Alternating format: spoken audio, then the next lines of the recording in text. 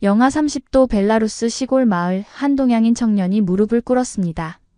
그 앞에는 평생 외국인을 본 적 없던 처녀의 부모가 서 있었죠. 딸을 평생 책임지겠습니다. 완벽한 러시아어로 절규하는 그 순간 어머니는 주체할 수 없는 눈물을 쏟았습니다. 대체 무슨 일이 벌어진 걸까요? 한국 청년이 시베리아 벌판을 건너온 진짜 이유는? 이야기 시작 전 구독, 좋아요, 어디서 듣고 계신지 댓글로 알려주세요. 행운을 전달드립니다. 안녕하세요, 여러분. 저는 벨라루스 민스크 출신의 올가 바실리예브나입니다. 28세로 벨라루스 국립대학교에서 언어학을 전공했고 국제교류연구원으로 일하고 있었어요. 제가 태어나고 자란 벨라루스는 동유럽에 위치한 내륙 국가로 러시아와 폴란드 사이에 자리 잡고 있습니다. 우리 가족은 전형적인 슬라브 문화권의 보수적인 가정이었어요. 아버지 바실리 알렉산드로비치는 민스크 외곽에서 작은 농장을 운영하시는 60대 중반의 엄격한 분이셨습니다. 키가 180cm가 넘는 건장한 체격에 회색 수염을 기르고 계셨죠. 평소에 말수가 적으시지만 한번 입을 열면 무게감 있는 말씀을 하시는 분이었어요.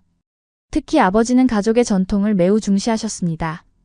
딸은 반드시 우리 문화권 남성과 결혼해야 한다. 외국 남성들은 우리의 전통과 가치를 이해할 수 없다고 늘 말씀하셨어요. 소비에트 시절을 경험하신 세대라 외부 문화에 대해 다소 경계심이 있으셨던 것 같아요. 어머니 타티아나 니콜라예브나는 정반대로 따뜻하고 말이 많으신 분이었습니다. 키는 160cm 정도로 작으시지만 활기찬 성격으로 온 집안을 밝게 만드시는 분이죠. 매일 아침 6시에 일어나서 정성스럽게 아침 식사를 준비하시고 저녁에는 뜨개질을 하시며 하루 있었던 일들을 들려달라고 하셨어요. 어머니 역시 보수적인 생각을 갖고 계셨지만 아버지보다는 열린 마음을 가지고 계셨어요. 올가야, 외국 공부는 좋지만 결혼은 우리끼리 해야 한다.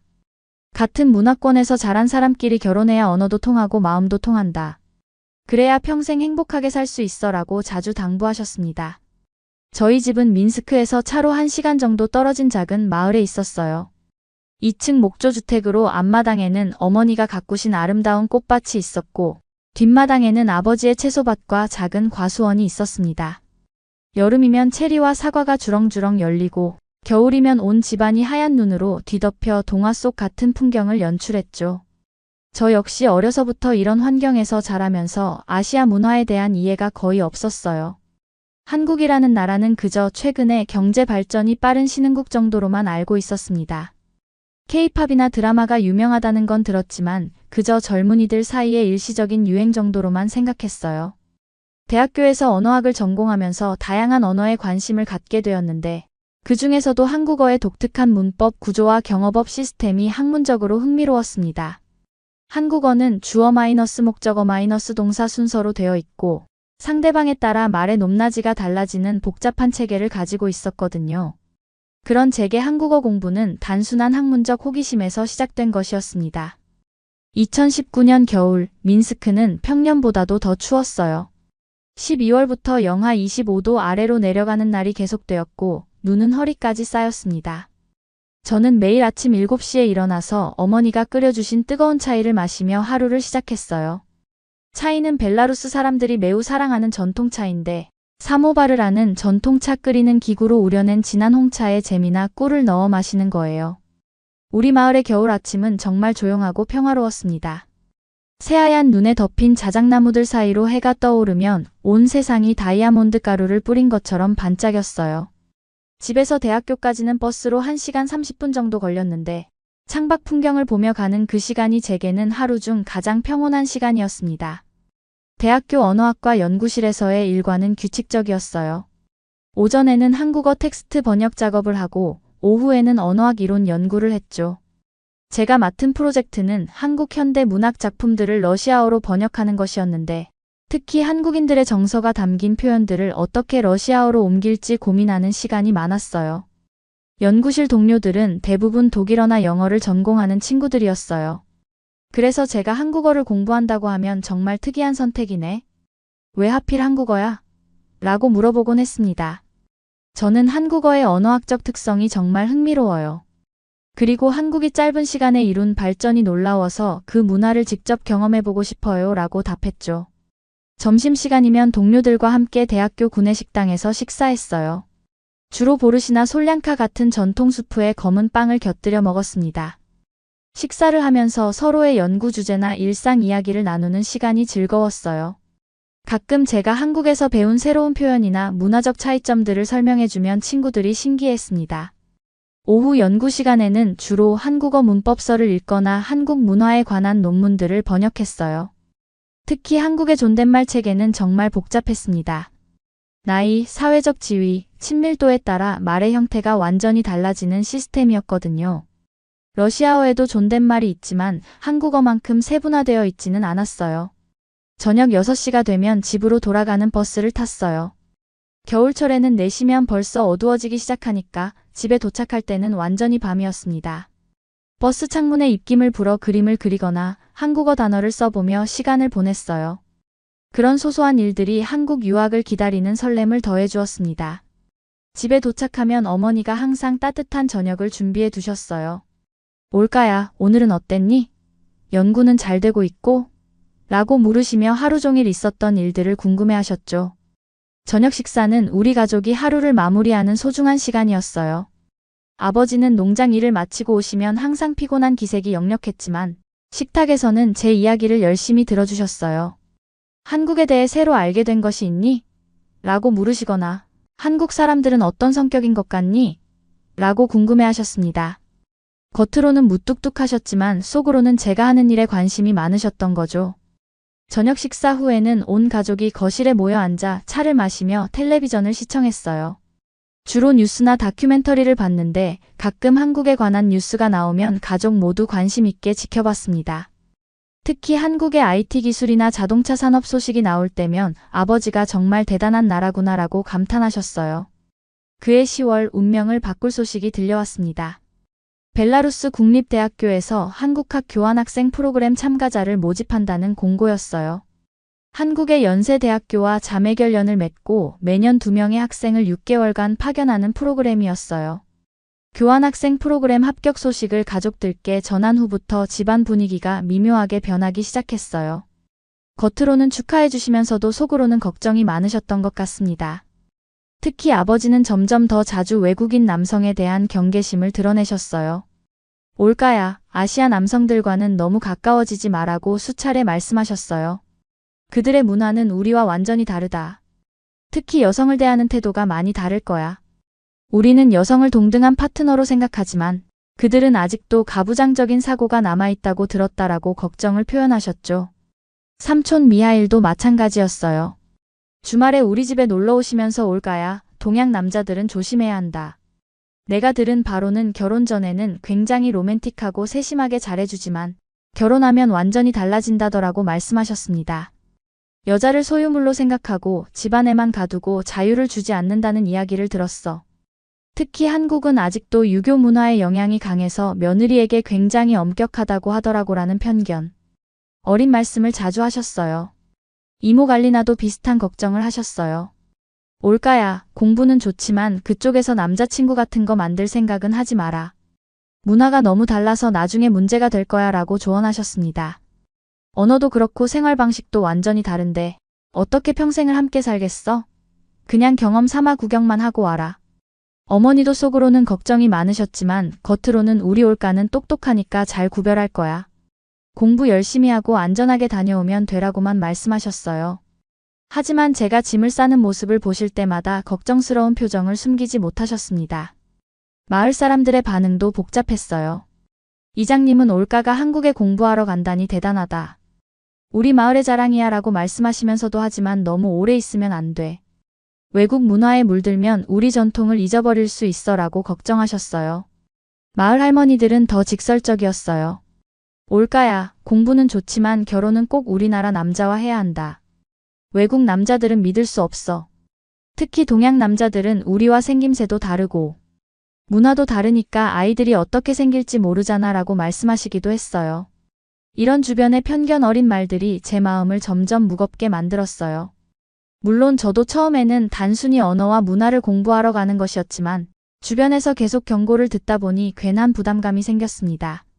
정말 아무 일 없이 공부만 하고 올 수 있을까? 라는 의문이 들기 시작했어요. 특히 걱정되는 건 제 자신이었어요. 저는 원래 호기심이 많고 새로운 사람들과 쉽게 친해지는 성격이었거든요. 만약 한국에서 좋은 사람을 만나게 된다면 가족들의 반대를 무릅쓰고 관계를 이어갈 수 있을까? 아니면 가족들 말대로 공부만 하고 돌아와야 할까?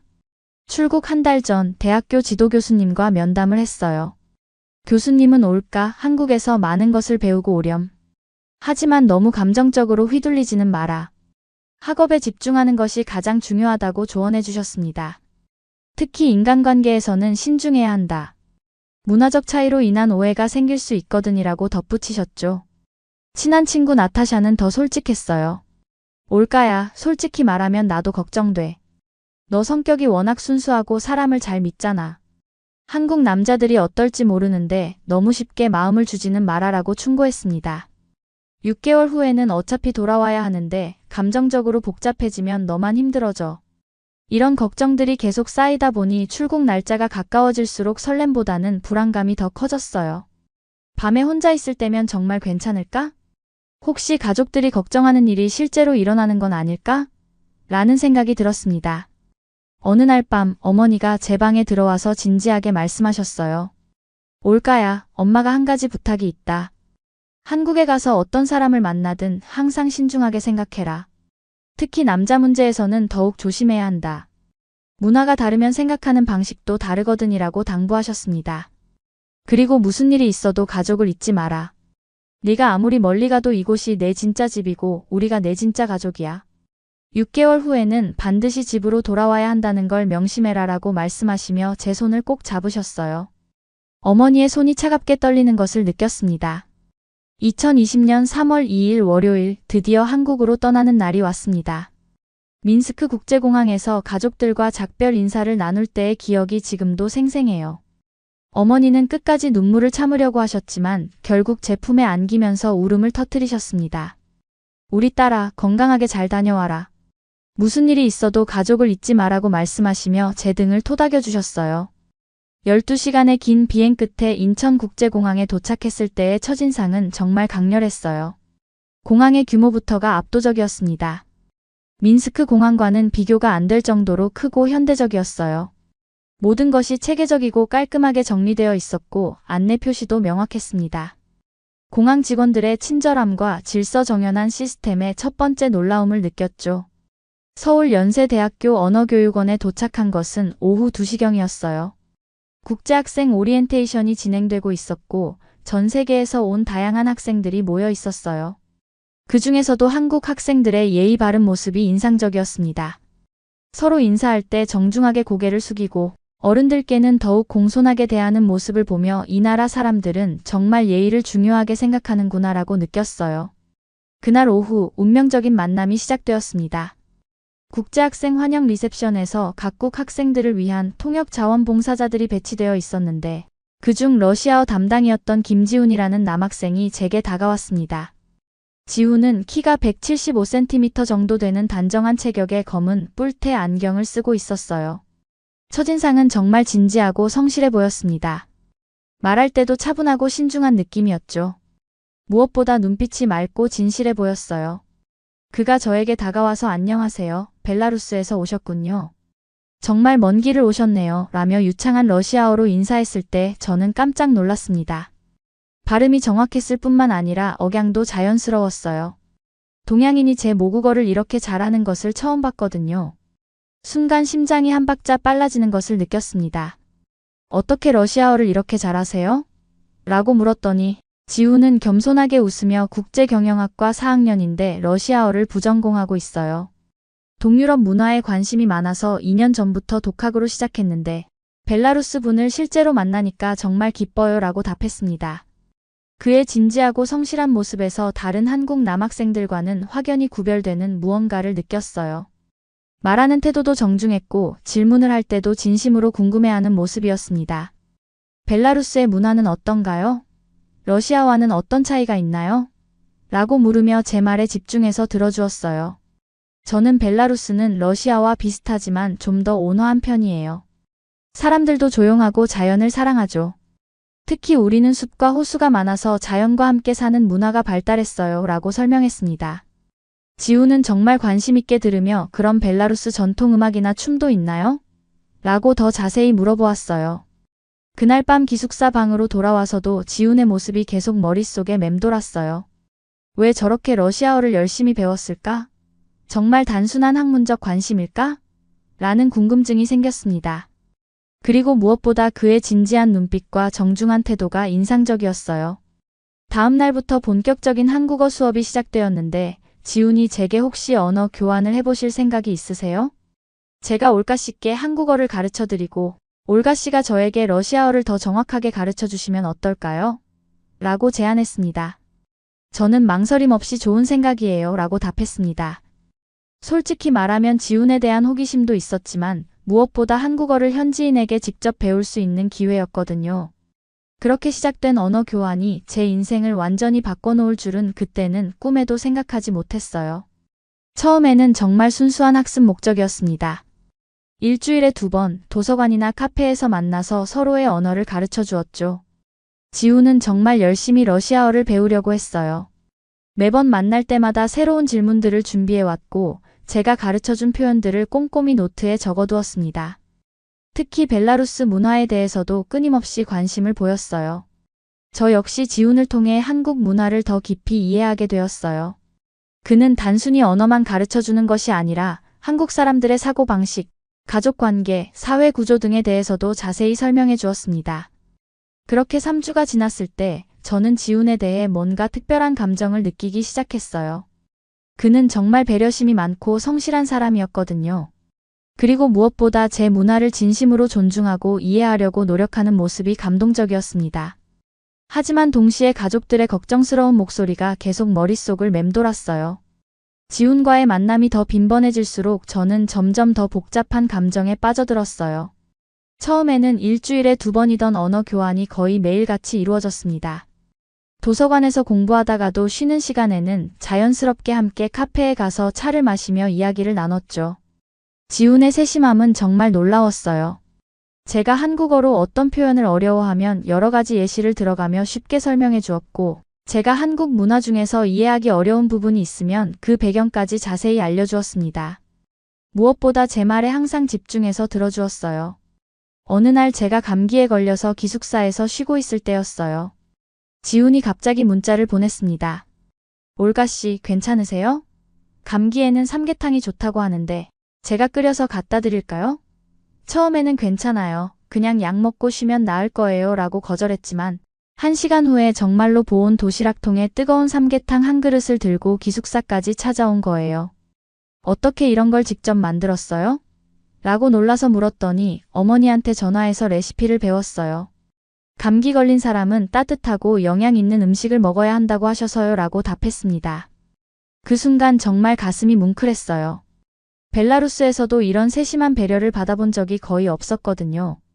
또 다른 날에는 제가 향수병에 걸려서 울적해하고 있을 때였어요.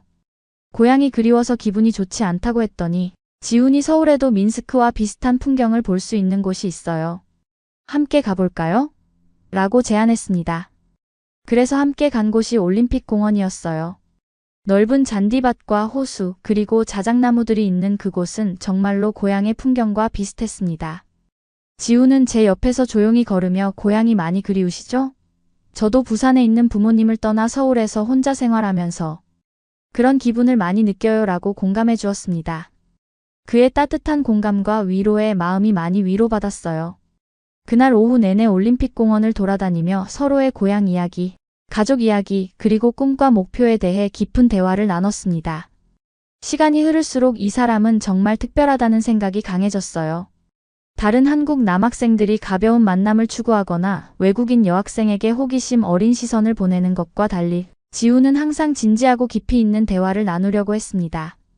제 꿈과 목표에 대해서도 진심으로 관심을 보였어요. 올가 씨는 앞으로 어떤 일을 하고 싶으세요? 라고 물어보기에 언어학자가 되어서 한국어와 러시아어를 연결하는 연구를 하고 싶어요. 두 언어 사이의 문화적 차이점과 공통점을 연구해서 상호 이해를 높이는 데 기여하고 싶습니다. 라고 답했어요.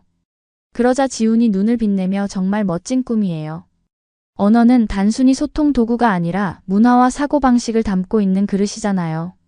올가 씨 같은 분이 두 문화를 연결해 준다면 정말 의미 있는 일이 될 것 같아요 라고 진심으로 응원해 주었습니다. 하지만 동시에 현실적인 걱정도 생겨났어요. 교환학생 기간은 6개월뿐이었고 시간은 빨리 흘러가고 있었습니다.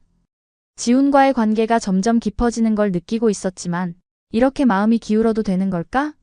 라는 의문이 들었어요. 가족들과 화상통화를 할 때마다 그런 복잡한 심정이 드러났어요. 어머니가 올까야 한국 생활은 어때? 친구들은 잘 사귀고 있어? 라고 물으시면 저는 네, 다들 친절해요. 특히 러시아어를 잘하는 한국 친구가 있어서 많이 도움받고 있어요 라고 조심스럽게 답했습니다. 그러자 아버지가 즉시 남자친구냐? 라고 직설적으로 물으셨어요. 저는 당황해서 아니에요. 그냥 언어 교환하는 친구예요. 순수하게 공부만 하는 관계라고요 라고 변명처럼 답했지만 아버지의 표정은 여전히 심각했습니다. 올까야, 네가 아무리 순수한 관계라고 해도 남자는 다를 수 있다. 너무 가깝게 지내지는 말아라. 6개월 후에는 집으로 돌아와야 한다는 걸 절대 잊지 마라고 단호하게 말씀하시더군요. 주변 벨라루스 교환학생들의 반응도 복잡했어요. 같은 프로그램에 참가한 나타샤는 올까야, 너 요즘 그 한국 남자랑 너무 자주 만나는 거 아니야? 조금 조심해야 할 것 같은데라고 우려를 표현했습니다. 왜? 라고 반문하자 나타샤가 동양 남자들은 처음에만 잘해준다더라. 외국인 여자들에게는 특히 그런 경향이 강하다고 들었어. 결국에는 자기네 문화권 여자와 결혼하고 외국인은 그냥 재미로만 만난다는 이야기도 있고라고 걱정스럽게 말했어요. 친구들의 걱정 어린 말들이 제 마음을 더욱 복잡하게 만들었어요. 한편으로는 친구들이 절 걱정해주는 마음이 고마웠지만 다른 한편으로는 내 감정을 다른 사람들이 판단할 권리가 있나? 라는 생각도 들었습니다. 하지만 지훈과 함께 보내는 시간은 너무나 행복했어요. 그와 함께 있으면 모든 걱정이 사라지고 정말 자연스럽고 편안했습니다. 그는 저를 한국의 여러 곳으로 데려가며 문화를 소개해 주었어요. 경복궁에 갔을 때는 한복 대여점에서 한복을 입고 사진을 찍었는데 지훈이 올가씨가 한복을 입으니까 진짜 한국 사람 같아요. 정말 아름다워요 라고 진심 어린 칭찬을 했습니다. 그 말에 얼굴이 빨개져서 고개를 숙였더니 지훈이 웃으면서 부끄러워하는 모습도 정말 귀여워요 라고 했어요. 4월 중순 벚꽃이 만개한 여의도 공원에 간 날이 가장 기억에 남아요. 분홍빛 벚꽃 터널 아래를 걸으면서 지훈이 조심스럽게 말했습니다. 올가씨, 저도 솔직히 고백하고 싶은 게 있어요. 처음에는 정말 언어 교환 목적으로 시작했지만 지금은 올가씨와 함께 있는 시간이 하루 중에서 가장 행복한 시간이에요. 그 말에 제 심장이 쿵쾅거렸어요. 저도 지훈씨와 함께 있으면 정말 행복해요.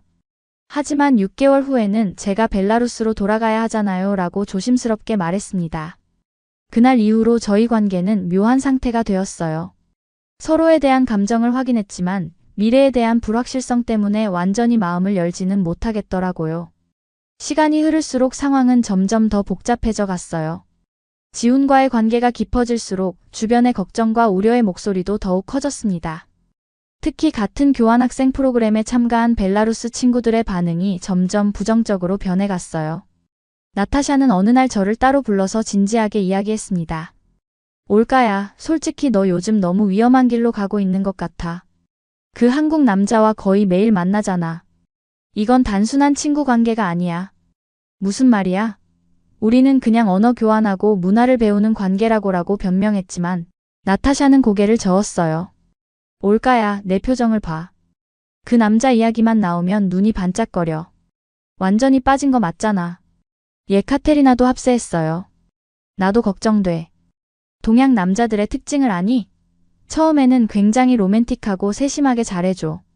하지만 그건 다 사냥을 위한 전술이야. 일단 여자가 마음을 주면 태도가 완전히 달라진다고. 더 큰 문제는 가족들과의 화상통화였어요. 어느 날 어머니가 올까야, 요즘 표정이 이상하다. 무슨 일 있니? 라고 물으셨을 때 저는 순간 당황했어요.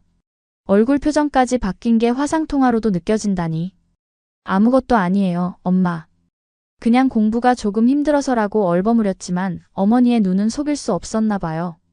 결국 더 이상 숨길 수 없어서 조심스럽게 털어놓았어요.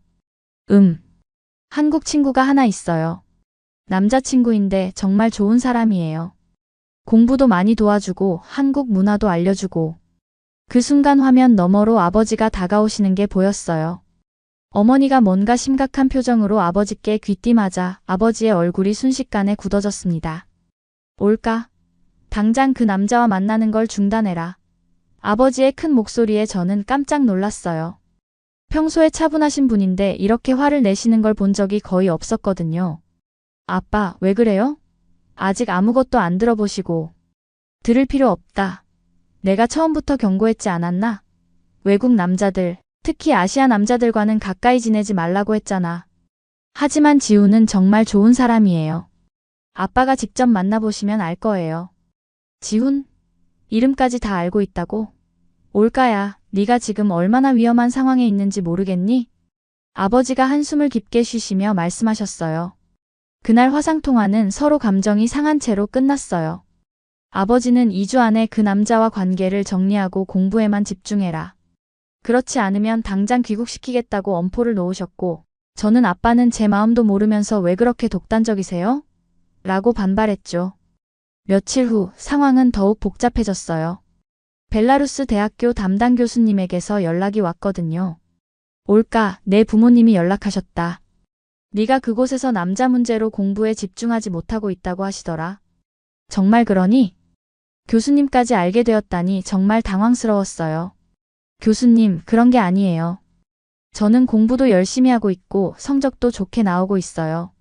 성적은 그렇다고 하더라. 하지만 올까야, 교환학생 프로그램의 목적을 잊으면 안 된다. 너는 학문적 경험을 쌓으러 간 거지 개인적인 관계를 만들러 간 게 아니야.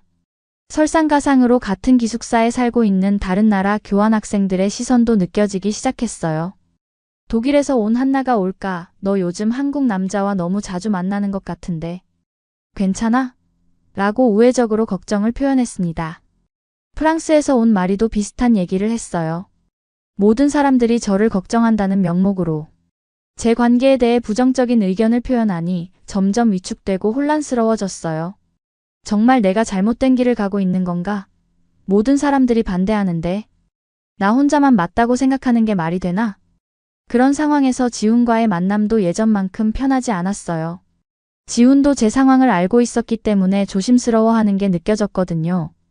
예전에는 자연스럽게 손을 잡거나 어깨에 손을 올리곤 했는데 이제는 그런 스킨십도 조심스러워했어요. 어느 날 저는 지훈에게 직접적으로 물어봤어요. 지훈 씨, 솔직히 말해줘요. 우리 관계 때문에 지훈 씨도 부담스러우시죠? 지훈이 잠시 망설이더니 솔직하게 답했어요. 부담스럽지 않다고 하면 거짓말이겠죠. 하지만 그건 올가 씨 때문이 아니라 상황 때문이에요. 저도 제 부모님께 올가 씨 이야기를 했는데 처음 반응은 좋지 않았어요. 지훈 씨 부모님도 반대하시나요? 완전히 반대는 아니지만 걱정을 많이 하세요. 외국인과의 연애는 신중해야 한다. 문화적 차이를 충분히 고려해야 한다. 이런 말씀들을 하시더라고요. 그 이야기를 들으니 더욱 절망적이었어요. 양쪽 가족 모두 우리 관계를 반대하고 있다니. 게다가 교환학생 기간도 반 정도 지나가서 시간은 점점 부족해지고 있었어요.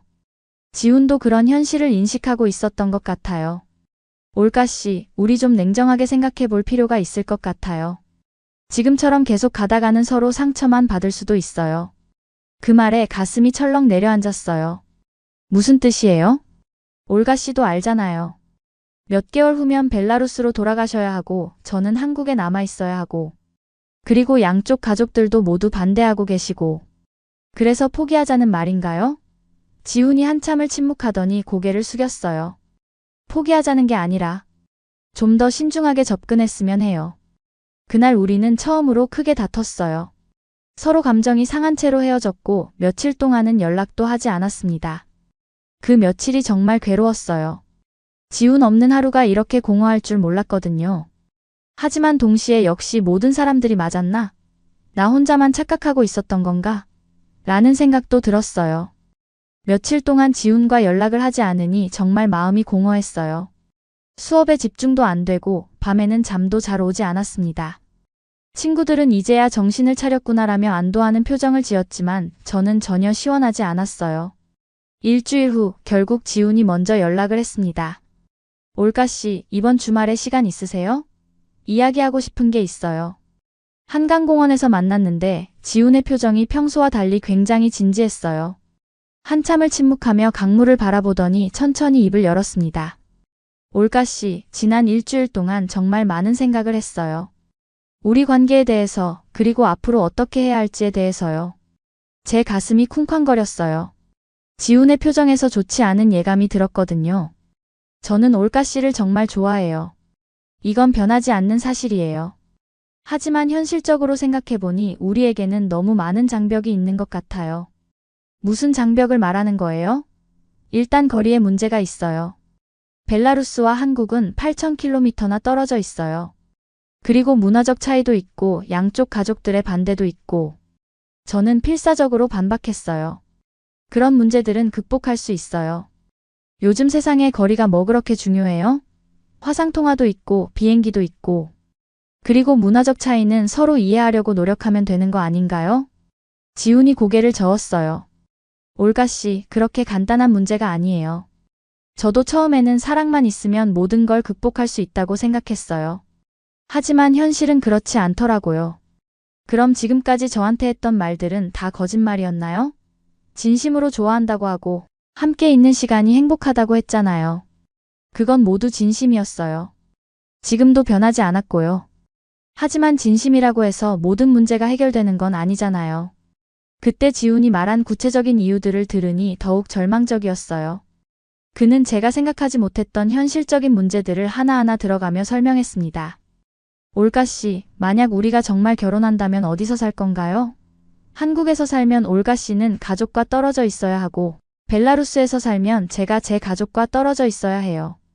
그리고 아이들은 어떤 언어로 키울 건가요? 그런 건 나중에 차근차근 결정하면 되잖아요. 올가씨, 그게 그렇게 간단한 문제가 아니에요. 제가 조사해본 결과 국제결혼의 이혼율이 일반 결혼보다 2배 이상 높대요. 그 이유가 바로 이런 문화적, 언어적 차이 때문이라고 하고요. 지훈이 미리 조사까지 해봤다는 사실에 더욱 충격을 받았어요. 그리고 무엇보다 양쪽 가족들의 반대가 너무 강해요. 올가 씨 부모님은 저를 만나보지도 않고 반대하고 계시고 제 부모님도 마찬가지예요. 이런 상황에서 어떻게 관계를 지속할 수 있겠어요? 저는 마지막으로 호소해봤어요. 지훈 씨, 그럼 적어도 시도는 해봐요. 저희 부모님께 직접 만나 뵙고 진심을 보여드리면 마음을 바꾸실 수도 있어요. 지훈이 씁쓸하게 웃었어요. 올가 씨, 현실적으로 생각해보세요. 제가 벨라루스까지 가서 올가 씨 부모님을 설득한다고 해도 언어도 통하지 않고 문화도 모르는 상황에서 어떻게 신뢰를 쌓을 수 있겠어요? 러시아어 할 줄 아시잖아요. 기초 회화 정도예요. 부모님께 제 진심을 전달할 정도로는 부족해요. 그날 대화는 결국 결론에 도달하지 못한 채 끝났어요. 지훈은 조금 더 시간을 두고 생각해 보자고 했지만 그의 표정에서는 이미 결론이 난 것 같았어요. 그 다음 주부터 지훈과의 만남 횟수가 현저히 줄어들었어요. 예전에는 거의 매일 만났는데 이제는 일주일에 한두 번 정도만 언어 교환을 위해 만났습니다. 그마저도 예전처럼 편안하고 자연스럽지 않았어요. 지훈은 의도적으로 거리를 두려고 하는 것 같았어요. 예전에는 카페에서 몇 시간씩 앉아서 이야기했는데 이제는 1시간 정도 공부하고 나면 오늘은 이만할까요? 라며 자리를 뜨려고 했어요. 더 가슴 아픈 건 지훈의 태도 변화였어요. 예전처럼 제 일상에 관심을 보이지도 않았고 개인적인 이야기도 하지 않으려고 했어요. 어느 날은 참다 못해 지훈 씨, 우리 예전처럼 지낼 수는 없나요? 라고 물어봤어요. 지훈이 난처한 표정을 지으며 올가 씨, 우리가 너무 가까워지면 나중에 헤어질 때 더 힘들어질 것 같아요 라고 답했습니다. 그럼 지금부터 미리 헤어질 준비를 하자는 말인가요? 한 달이 더 지나자 상황은 더욱 악화되었어요. 지훈과의 언어 교환도 격주로 한 번 하는 정도로 줄어들었고 만날 때도 정말 공식적인 관계처럼 느껴졌어요. 개인적인 연락도 거의 하지 않았고요. 친구들은 이제야 정신을 차렸구나. 처음부터 말했잖아. 동양 남자들은 다 그렇다고라며 저를 위로했지만 전혀 위로가 되지 않았어요. 오히려 내가 정말 착각하고 있었나? 라는 자괴감만 더 커졌습니다. 교환학생 프로그램도 이제 2개월 정도 남았는데 갑자기 한국에 있는 시간이 의미 없게 느껴졌어요. 처음에 왔을 때의 설렘과 기대감은 모두 사라지고 그냥 시간이 빨리 지나가서 벨라루스로 돌아가고 싶다는 생각만 들었습니다. 2020년 8월 15일 드디어 귀국하는 날이 왔습니다. 인천공항에서 벨라루스행 비행기에 오를 때 마음 한구석에는 지훈이 나타나서 저를 붙잡아 주기를 바라는 마음도 있었어요. 하지만 그는 끝까지 나타나지 않았습니다. 아쉬움과 허탈감을 안고 고향으로 돌아왔죠. 그렇게 제 첫 번째 시도는 완전한 실패로 끝났습니다. 벨라루스로 돌아온 후 한 달간 저는 깊은 혼란과 자괴감 속에 있었습니다. 매일 밤 침대에 누워서 내가 정말 바보였나? 라는 생각을 반복했어요. 지훈과의 관계가 실패로 끝난 후 저는 제 자신에 대한 신뢰를 완전히 잃었습니다. 내가 사람을 보는 눈이 없었나? 아니면 정말 너무 순진하게 생각했던 건가? 하며 밤마다 자책했어요. 지훈이 저에게 보여준 관심과 배려들, 함께 나눈 깊은 대화들, 그리고 그가 진심이라고 했던 말들까지. 그 모든 것들이 정말 진짜였을까요? 아니면 제가 착각한 건가요? 특히 가슴 아팠던 건 지훈의 변화 과정이었어요. 처음에는 정말 진심으로 저를 좋아하는 것 같았는데 주변의 반대와 현실적인 문제들이 대두되자 점점 뒤로 물러서는 모습을 보였거든요. 아, 역시 남자들은 다 그렇구나. 어려움이 닥치면 사랑보다는 현실을 택하는구나라는 씁쓸한 생각이 들었어요. 하지만 동시에 지훈이 저에게 했던 말들을 하나하나 되새겨봤어요. 올가 씨와 함께 있는 시간이 하루 중에서 가장 행복해요. 올가 씨를 정말 좋아해요. 진심이에요. 그런 말들이 정말 진심이었을까요? 아니면 그때는 진심이었지만 나중에 마음이 바뀐 건가요? 가장 힘든 건 제 자신에 대한 의심이었어요. 내가 너무 순진했나? 국제연애라는 게 정말 이렇게 복잡한 건가? 하며 자신감을 완전히 잃었습니다. 친구들은 계속 처음부터 말했잖아. 그런 관계는 오래갈 수 없다고라며 자신들이 옳았다는 식으로 말했어요. 그럴 때마다 더욱 위축되었습니다. 역시 내가 착각하고 있었구나. 다른 사람들은 다 현실을 제대로 보고 있었는데 나 혼자만 꿈속에서 살고 있었구나. 하지만 마음 한구석에서는 여전히 지훈에 대한 그리움이 남아 있었어요. 예전에 함께 갔던 카페나 공원이 생각날 때마다 가슴이 아팠습니다. 가족들과의 화상통화도 부담스러웠어요. 어머니가 올까야? 요즘 표정이 밝아졌네. 역시 공부에만 집중하니까 좋지? 라고 말씀하실 때 저는 억지로 미소를 지으며 네, 정말 많은 걸 배웠어요. 라고 답했어요. 아버지는 더 직설적이셨어요. 올까야? 그 한국 남자 일은 정말 끝난 거지? 아버지 말이 맞았지? 역시 문화가 다른 사람들과는 깊은 관계를 맺기 어려워라고 말씀하셨어요. 그런 말을 들을 때마다 가슴이 답답했어요. 아버지가 옳았다는 걸 인정하고 싶지 않았거든요. 내가 너무 고집부렸나? 가족들 말을 처음부터 들었으면 이런 상처는 받지 않았을 텐데라는 후회도 들었어요. 동시에 그래도 시도해볼 가치가 있었잖아. 모든 국제연애가 실패하는 건 아니잖아 라는 반박도 있었고요. 어느 날 밤 정말 견디기 힘들어서 일기장에 제 심정을 털어놓았어요. 오늘로 지훈과 헤어진 지 정확히 6주가 되었다. 처음에는 화가 났고 그 다음에는 서운했고 지금은 그냥 공허하다. 정말 모든 게 꿈이었을까? 지훈이 저에게 보여준 관심과 사랑이 진짜였는지 가짜였는지는 이제 중요하지 않은 것 같다. 중요한 건 현실적으로 우리 관계가 지속될 수 없다는 사실이었던 것 같다. 모든 사람들이 반대했고 모든 사람들이 불가능하다고 했다. 그리고 결국 그들이 맞았다. 나 혼자만 가능하다고 믿었던 것 같다. 일기를 쓰면서도 마음이 복잡했어요. 한편으로는 체념하고 포기하고 싶었지만 다른 한편으로는 아직도 뭔가 아쉬웠거든요. 정말 이렇게 끝내는 게 맞나? 좀 더 노력해 볼 수는 없을까? 라는 생각도 들었지만 지훈이 이미 마음을 닫은 상황에서 제가 혼자 노력한다고 될 일은 아니었어요. 그렇게 하루하루 시간이 흘러갔어요. 대학교 연구실에서 다시 번역 일을 시작했고 한국어 공부도 계속했지만 모든 게 의무적으로 느껴졌어요. 처음 한국에 왔을 때의 설렘과 기대감은 완전히 사라져버렸습니다. 혹시 지훈이 마음을 바꿀까? 혹시 다시 연락이 올까? 라는 기대도 있었지만 그런 일은 일어나지 않았어요. 어느 날은 정말 용기를 내서 지훈에게 문자를 보내볼까 생각했어요. 안녕하세요, 지훈 씨. 요즘 어떻게 지내세요? 정도의 간단한 인사라도 말이죠. 하지만 결국 보내지 못했어요. 내가 너무 집착하고 있나? 이미 끝난 관계에 너무 매달리고 있는 건 아닌가? 라는 자책도 들었어요. 친구들도 올까야? 이제 정말 잊어야 해. 계속 과거에 매달려 있으면 새로운 기회를 놓칠 수도 있어라고 조언했고요. 한 달이 더 지나면서 조금씩 일상을 회복하려고 노력했어요. 그래도 좋은 경험이었어. 한국어도 늘었고 시야도 넓어졌잖아 라고 스스로를 위로하며 마음 한구석에 아쉬움을 묻어두려고 했습니다. 하지만 그럼에도 불구하고 가슴 깊은 곳에서는 여전히 작은 희망의 불씨가 타고 있었어요. 마지막까지는 모르는 거 아닌가? 혹시 기적 같은 일이 일어날 수도 있지 않을까?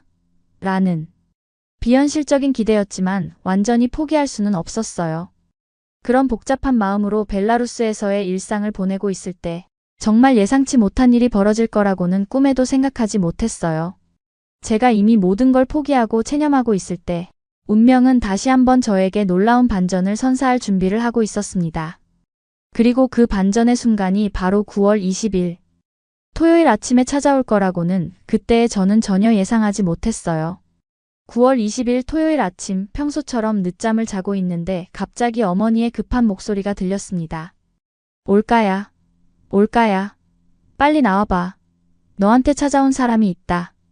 어머니의 목소리에서 평소와 다른 당황스러움이 느껴져서 급히 일어났어요.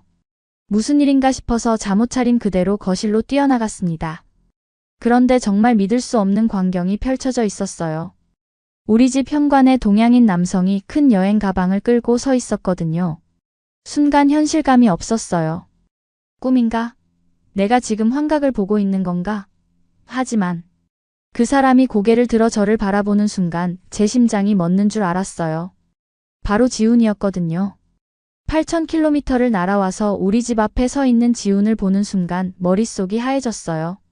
지훈은 여행의 피로가 역력한 얼굴로 서툰 러시아어로 정중하게 인사했습니다. 안녕하세요. 저는 김지훈입니다. 올가를 만나러 한국에서 왔습니다. 어머니와 아버지는 완전히 당황한 표정으로 이 낯선 동양인 청년을 바라보고 계셨어요. 아버지의 얼굴이 순식간에 딱딱하게 굳었고 어머니는 어찌할 바를 모르는 듯 저와 지훈을 번갈아 보셨습니다. 아버지가 거친 어조로 물으셨어요. 이 사람이 누구냐? 왜 우리 집에 왔느냐? 저는 급히 끼어들었어요. 아빠, 이분은 제가 한국에서 알게 된 친구예요. 하지만 친구라는 단어가 입에서 나올 때 어색했어요. 지훈과 저 사이의 복잡한 관계를 어떻게 설명해야 할지 몰랐거든요. 지훈이 깊이 고개를 숙이며 말했습니다. 죄송합니다. 갑자기 찾아와서 놀라게 해드렸네요. 저는 올가와 진지한 관계를 원합니다. 부모님께 정식으로 허락을 구하고 싶어서 왔습니다. 그 말을 들은 순간 거실이 조용해졌어요. 아버지의 얼굴이 더욱 굳어졌고 어머니는 올가야, 이게 대체 무슨 일이니? 라며 당황해하셨습니다. 저 역시 완전히 당황했어요. 지훈이 벨라루스까지 와서 부모님께 허락을 구한다니 이런 일이 실제로 일어날 줄은 상상도 못했거든요. 아버지가 화를 내기 시작하셨어요. 무슨 소리냐? 우리 딸을 데려가겠다는 말이냐? 어머니가 상황을 수습하려고 하셨어요. 여보, 일단 안으로 들어와서 이야기해보죠. 그렇게 해서 지훈이 우리 집에 들어오게 되었어요. 거실에 앉은 지훈의 모습을 보니 정말 비현실적이었어요. 한 달 전만 해도 모든 게 끝났다고 생각했는데 갑자기 그가 눈앞에 나타나다니. 지훈은 조심스럽게 말을 시작했어요. 먼저 갑작스럽게 찾아와서 죄송합니다. 하지만 올가에 대한 제 마음을 부모님께 직접 전달하고 싶었습니다. 아버지가 차갑게 말씀하셨어요. 젊은이, 네가 무슨 생각으로 여기까지 왔는지는 모르겠지만 우리는 딸을 외국으로 보낼 생각이 없다. 아버지, 저는 올가를 한국으로 데려가려는 게 아닙니다. 저희가 어디서 살든 상관없이 올가를 평생 소중히 모시겠다는 말씀을 드리고 싶었어요. 그 말에 어머니가 조금 관심을 보이셨어요. 그럼 너는 우리 올가와 어떤 관계니? 지훈이 저를 바라보더니 솔직하게 답했어요. 저는 올가를 사랑합니다. 처음에는 언어 교환을 위한 만남이었지만 시간이 지나면서 진심 어린 감정이 생겼습니다. 아버지가 더욱 화를 내셨어요. 그럼 우리 딸을 속였다는 말이냐? 그런데 놀라운 건 지훈이 얼마나 철저하게 준비해서 왔는지였어요. 벨라루스에 오기 전 몇 달 동안 러시아어를 더욱 집중적으로 공부했고 벨라루스 문화와 전통에 대해서도 깊이 있게 조사해 왔더라고요. 저는 벨라루스가 얼마나 아름다운 나라인지 알고 있습니다. 그리고 벨라루스 사람들이 얼마나 가족을 중시하는지도 배웠습니다. 첫날 저녁 식사 때는 정말 어색했어요. 하지만 지훈이 벨라루스 식사 예절을 정확히 알고 있어서 놀랐어요. 어른들께 먼저 인사드리고 술을 따를 때도 두 손으로 정중하게 따랐어요. 어머니가 만든 드라니키를 맛보며 정말 맛있습니다. 어머니 요리 솜씨가 대단하세요 라고 진심으로 칭찬했습니다. 그 모습을 보신 어머니가 이 아이 참 예의 바른 애라고 작은 소리로 중얼거리셨어요. 하지만 아버지는 여전히 차갑게 지켜보고 계셨습니다. 그날 밤 지훈은 우리 집 거실에서 잤어요. 다음 날부터 지훈의 본격적인 실내 싸기가 시작되었어요.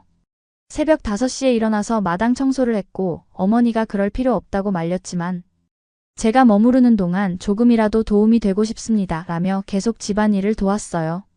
아버지가 농장에 나가실 때도 따라가서 농기구 정리를 도왔어요. 처음에는 서툴렀지만 금세 요령을 터득했습니다. 아버지가 도시 아이가 이런 일을 할 줄 아나? 라고 비꼬듯 말씀하셨지만 지훈은 한국에서도 부모님 농장 일을 도왔습니다 라고 겸손하게 답했어요. 놀랍게도 지훈의 부모님은 정말로 부산에서 작은 농장을 운영하고 계셨어요. 그래서 농사일이 전혀 낯설지 않았던 거죠.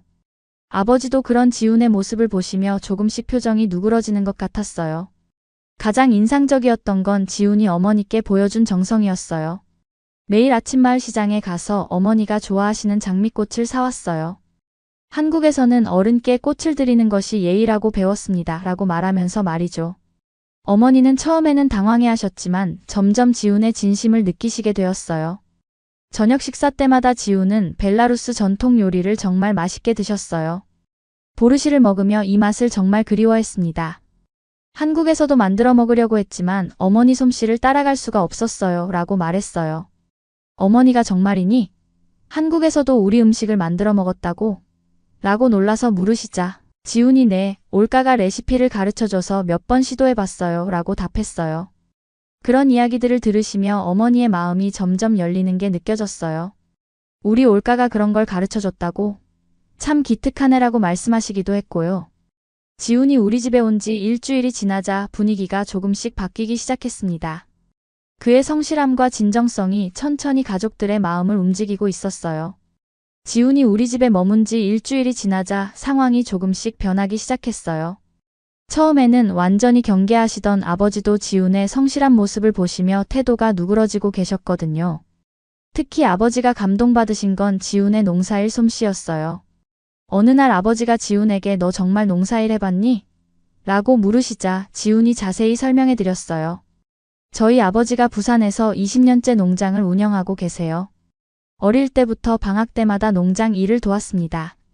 특히 고추, 마늘, 양파 농사를 주로 지으시는데 제가 대학생이 된 후에도 바쁘실 때마다 내려가서 도와드리고 있어요.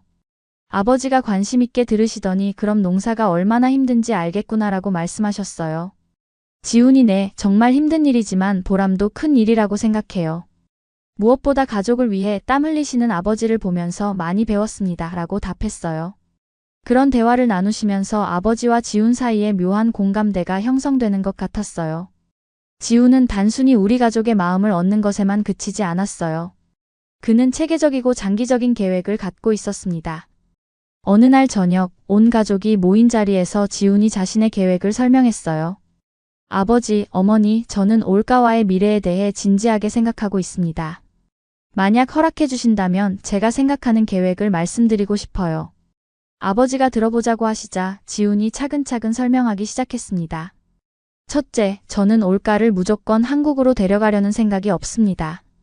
올가가 원한다면 저도 벨라루스에서 살 의향이 있어요. 둘째, 결혼 후에도 1년에 최소 2번은 이곳에 와서 부모님께 안부를 여쭐 것입니다. 셋째, 아이들에게는 한국어와 러시아어, 벨라루스어를 모두 가르쳐서 두 문화의 뿌리를 잊지 않도록 하겠습니다.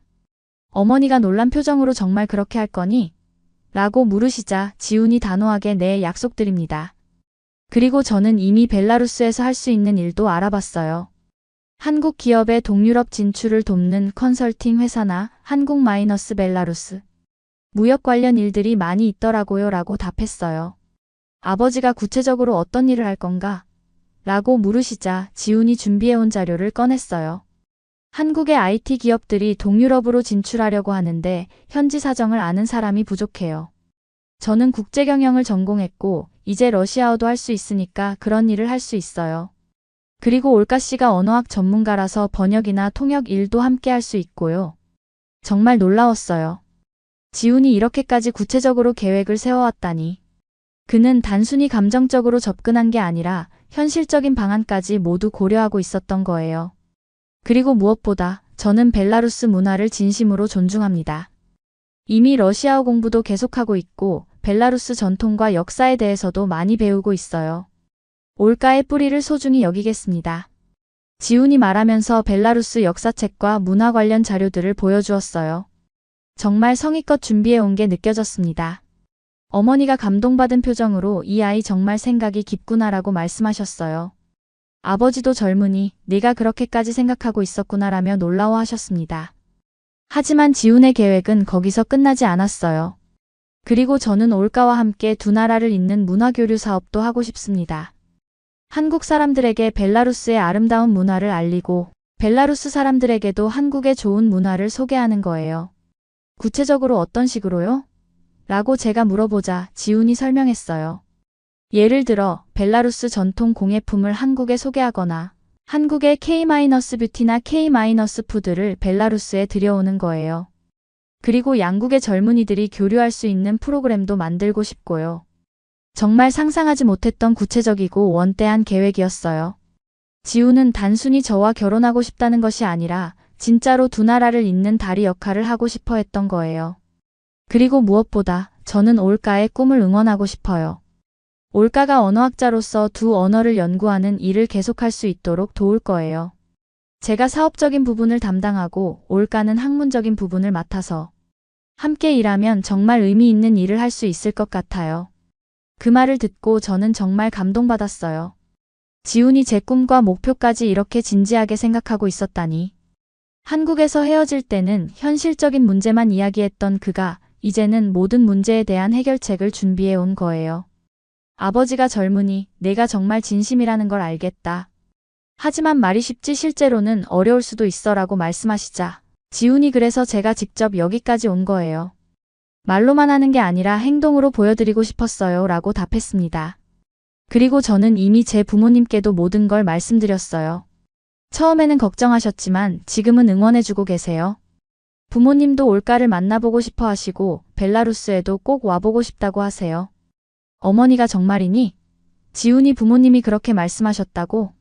라고 물으시자 지훈이 핸드폰으로 부모님과의 화상통화를 연결했어요. 한국에 계신 지훈의 부모님이 화면에 나타나서 서툰 러시아어로 안녕하세요. 올가 부모님이라고 인사하셨어요. 지훈의 어머니가 우리 지훈이가 정말 좋은 분을 만났다고 해서 기뻐요. 올가 씨를 우리 딸처럼 사랑하겠습니다. 라고 말씀하시고 지훈의 아버지도 벨라루스에 꼭 놀러 가겠습니다. 우리도 두 나라가 친하게 지내면 좋겠어요. 라고 하셨어요. 그 모습을 보신 우리 부모님도 감동받으신 것 같았어요. 어머니가 이 아이들 정말 진심이구나라고 말씀하시며 눈시울을 적시셨고 아버지도 젊으니 내 마음은 알겠다라고 하시며 표정이 많이 누그러지셨어요. 그날 밤 지훈의 체계적이고 진정성 있는 계획을 듣고 나서 저는 정말 놀랐어요. 한국에서 헤어질 때의 그와는 완전히 다른 모습이었거든요. 그때는 문제점만 이야기했던 그가 이제는 모든 문제에 대한 해결책을 준비해 온 거예요.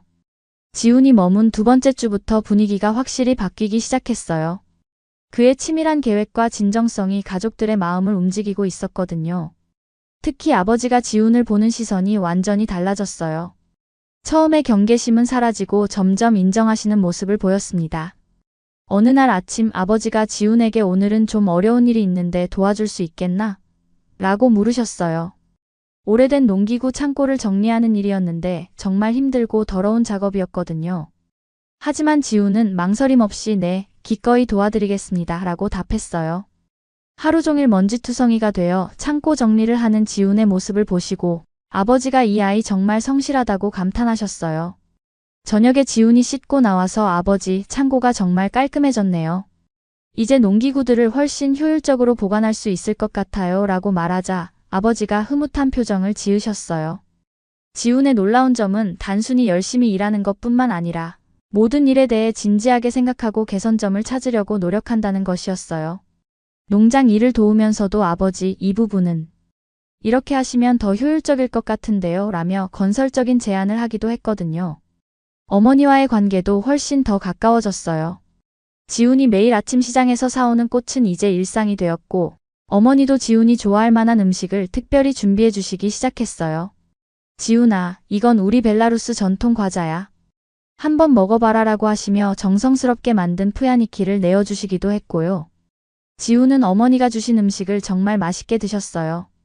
어머니, 이 과자 정말 맛있어요. 레시피를 가르쳐 주시면 한국에 가서도 만들어 먹을 수 있을까요? 라고 물어보자 어머니가 기뻐하시며 그럼 당연히 가르쳐 줘야지라고 하셨어요. 그날부터 어머니와 지훈의 요리 수업이 시작되었어요. 지훈은 정말 열심히 벨라루스 요리를 배우려고 했고 어머니도 마치 아들을 가르치듯이 정성스럽게 알려주셨어요. 지훈아, 이 반죽은 이렇게 치대야 해. 너무 오래 하면 질겨져라고 하시며 직접 손을 잡고 가르쳐 주시기도 했어요. 마을 사람들의 반응도 점점 좋아지고 있었어요. 처음에는 호기심 반 경계심 반으로 지훈을 바라보던 이웃들이 이제는 친근하게 인사를 건네기 시작했어요. 특히 마을 이장님은 이 청년 참 예의 바르고 성실하네. 올가가 좋은 사람을 만났어 라고 칭찬하셨어요. 지훈도 마을 사람들과 소통하려고 정말 노력했어요. 러시아어 실력이 늘면서 이제는 간단한 농담도 주고받을 수 있게 되었거든요. 마을 할아버지들과 체스를 두면서 이 게임 정말 재미있어요. 한국에서도 배드민턴 대신 체스를 해봐야겠어요 라고 말하면 할아버지들이 배꼽을 잡고 웃으시곤 했어요. 가장 인상적이었던 것은 지훈이 마을 교회에서 열린 가을 수학 감사절에 참여한 일이었어요. 벨라루스는 전통적으로 정교회 국가인데 지훈이 종교가 다름에도 불구하고 마을 행사에 적극적으로 참여하는 모습을 보여준 거예요. 저는 불교도이지만 하나님께 감사하는 마음은 모든 종교가 같다고 생각해요 라고 말하며 정성스럽게 촛불을 켜고 기도하는 지훈의 모습을 보고 마을 사람들이 정말 감동받았어요. 신부님도 이런 젊은이는 처음 봤다. 종교를 초월한 진정한 신앙심을 가지고 있구나라고 칭찬하셨어요. 하지만 모든 것이 순탄하지만은 않았어요. 지훈이 머문 지 2주가 되자 일부 마을 사람들 사이에서 다른 목소리들이 나오기 시작했어요. 외국 남자가 우리 처녀를 데려간다더라. 나중에 문제 생기면 누가 책임지나 같은 우려의 목소리들이었죠. 특히 마을에서 가장 보수적이기로 유명한 미하일 아저씨가 아무리 좋은 사람이라고 해도 문화가 다르면 나중에 갈등이 생기기 마련이야. 우리 올가가 고생할 수도 있어 라고 걱정을 표현하기도 했어요. 그런 이야기들이 아버지 귀에 들어가자 아버지가 지훈에게 솔직하게 말씀하셨어요. 지훈아, 네가 좋은 사람이라는 건 이제 알겠다. 하지만 아직도 걱정하는 사람들이 있어. 정말 우리 올가를 평생 행복하게 해줄 자신이 있니? 지훈이 진지하게 답했어요. 아버지, 저는 올가를 행복하게 해드릴 자신이 있습니다. 하지만 혼자서는 안 되고 올가와 함께 노력해야 한다고 생각해요. 그리고 무엇보다 두 가족이 서로를 이해하고 도와주어야 가능한 일이라고 생각합니다. 구체적으로 어떻게 할 건가? 라고 아버지가 물으시자 지훈이 첫째, 저는 평생 벨라루스어와 러시아어 공부를 계속할 거예요. 올가의 가족, 올가의 문화와 소통하기 위해서요. 둘째, 아이들에게도 두 나라의 역사와 문화를 모두 가르칠 거예요. 셋째, 경제적으로도 안정된 생활을 할 수 있도록 열심히 일하겠습니다. 라고 답했어요. 아버지가 경제적인 계획은 어떻게 되어 있나? 라고 물으시자 지훈이 준비해온 사업계획서를 보여드렸어요. 저는 한국-벨라루스 무역 컨설팅 회사를 차릴 계획이에요. 한국 기업들이 동유럽으로 진출할 때 도움을 주는 거죠. 이미 한국의 몇 개 회사와 예비 상담도 해봤어요. 정말 놀라웠어요. 지훈이 이렇게까지 구체적으로 준비하고 있었다니. 그는 단순히 감정적으로만 접근한 게 아니라 정말로 우리의 미래를 현실적으로 설계하고 있었던 거예요. 어머니가 지훈아, 정말 우리 올가를 사랑하는구나 라고 말씀하시자 지훈이 네, 어머니. 올가는 제게 세상에서 가장 소중한 사람이에요. 올가 없는 제 인생은 상상할 수 없어요 라고 진심으로 답했어요. 그런 지훈의 모습을 보며 저도 마음이 많이 움직였어요.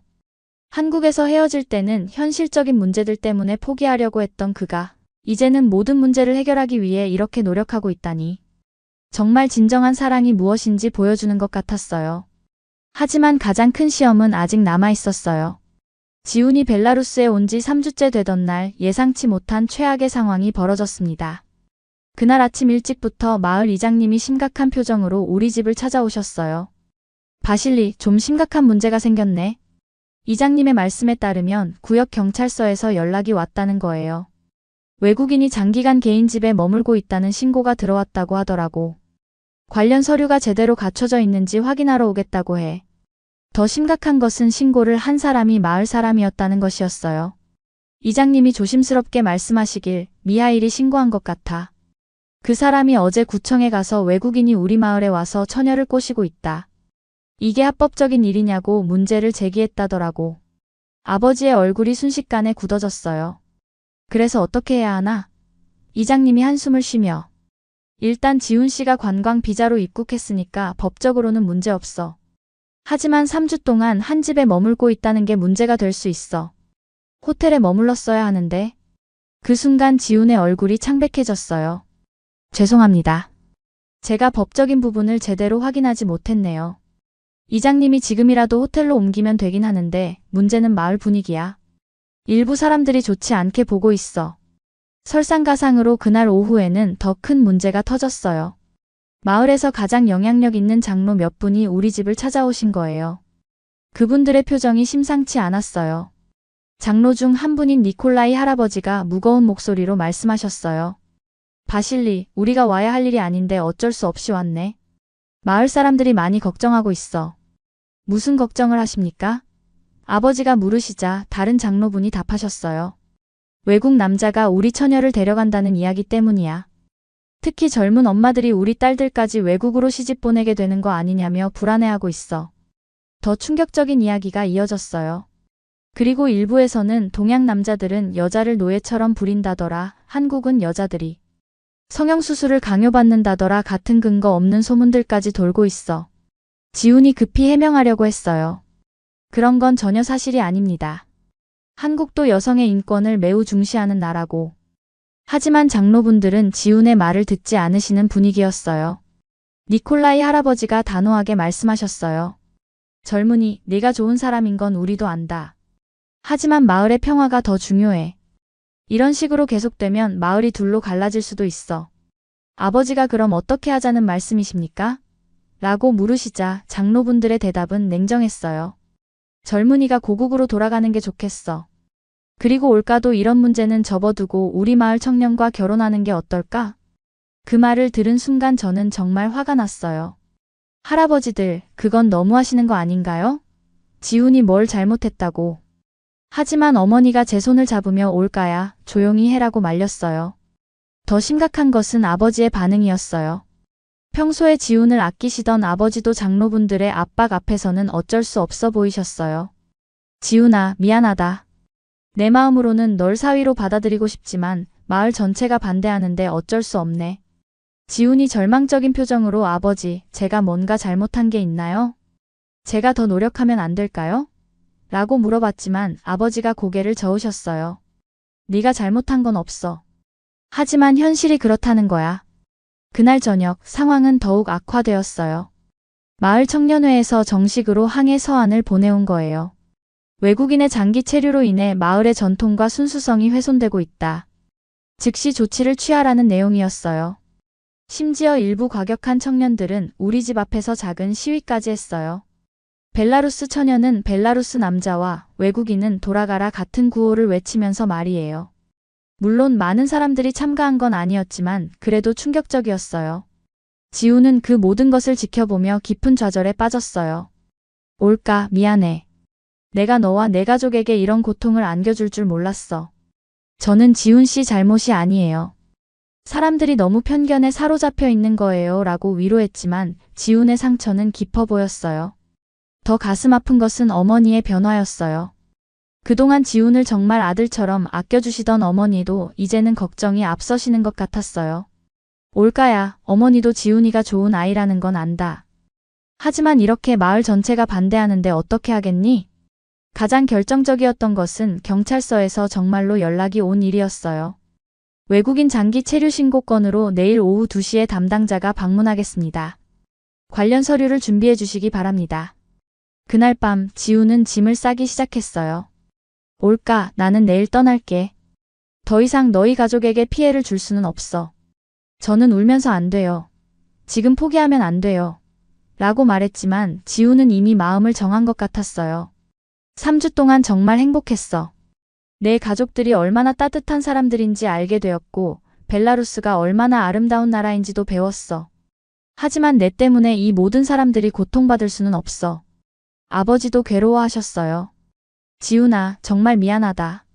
내 마음 같아서는 널 사위로 받아들이고 싶지만 지훈이 아니에요, 아버지. 충분히 이해해요. 저도 만약 제 고향에서 이런 일이 일어났다면 같은 반응을 보였을 거예요 라고 답했어요. 그 순간 저는 정말 절망적이었어요. 이렇게 모든 게 끝나는 건가? 지훈의 진심도, 우리의 사랑도 모든 게 마을 사람들의 편견 앞에서 무너져 내리는 건가? 하지만 그때 저는 몰랐어요. 지훈이 마지막 카드를 준비하고 있다는 것을.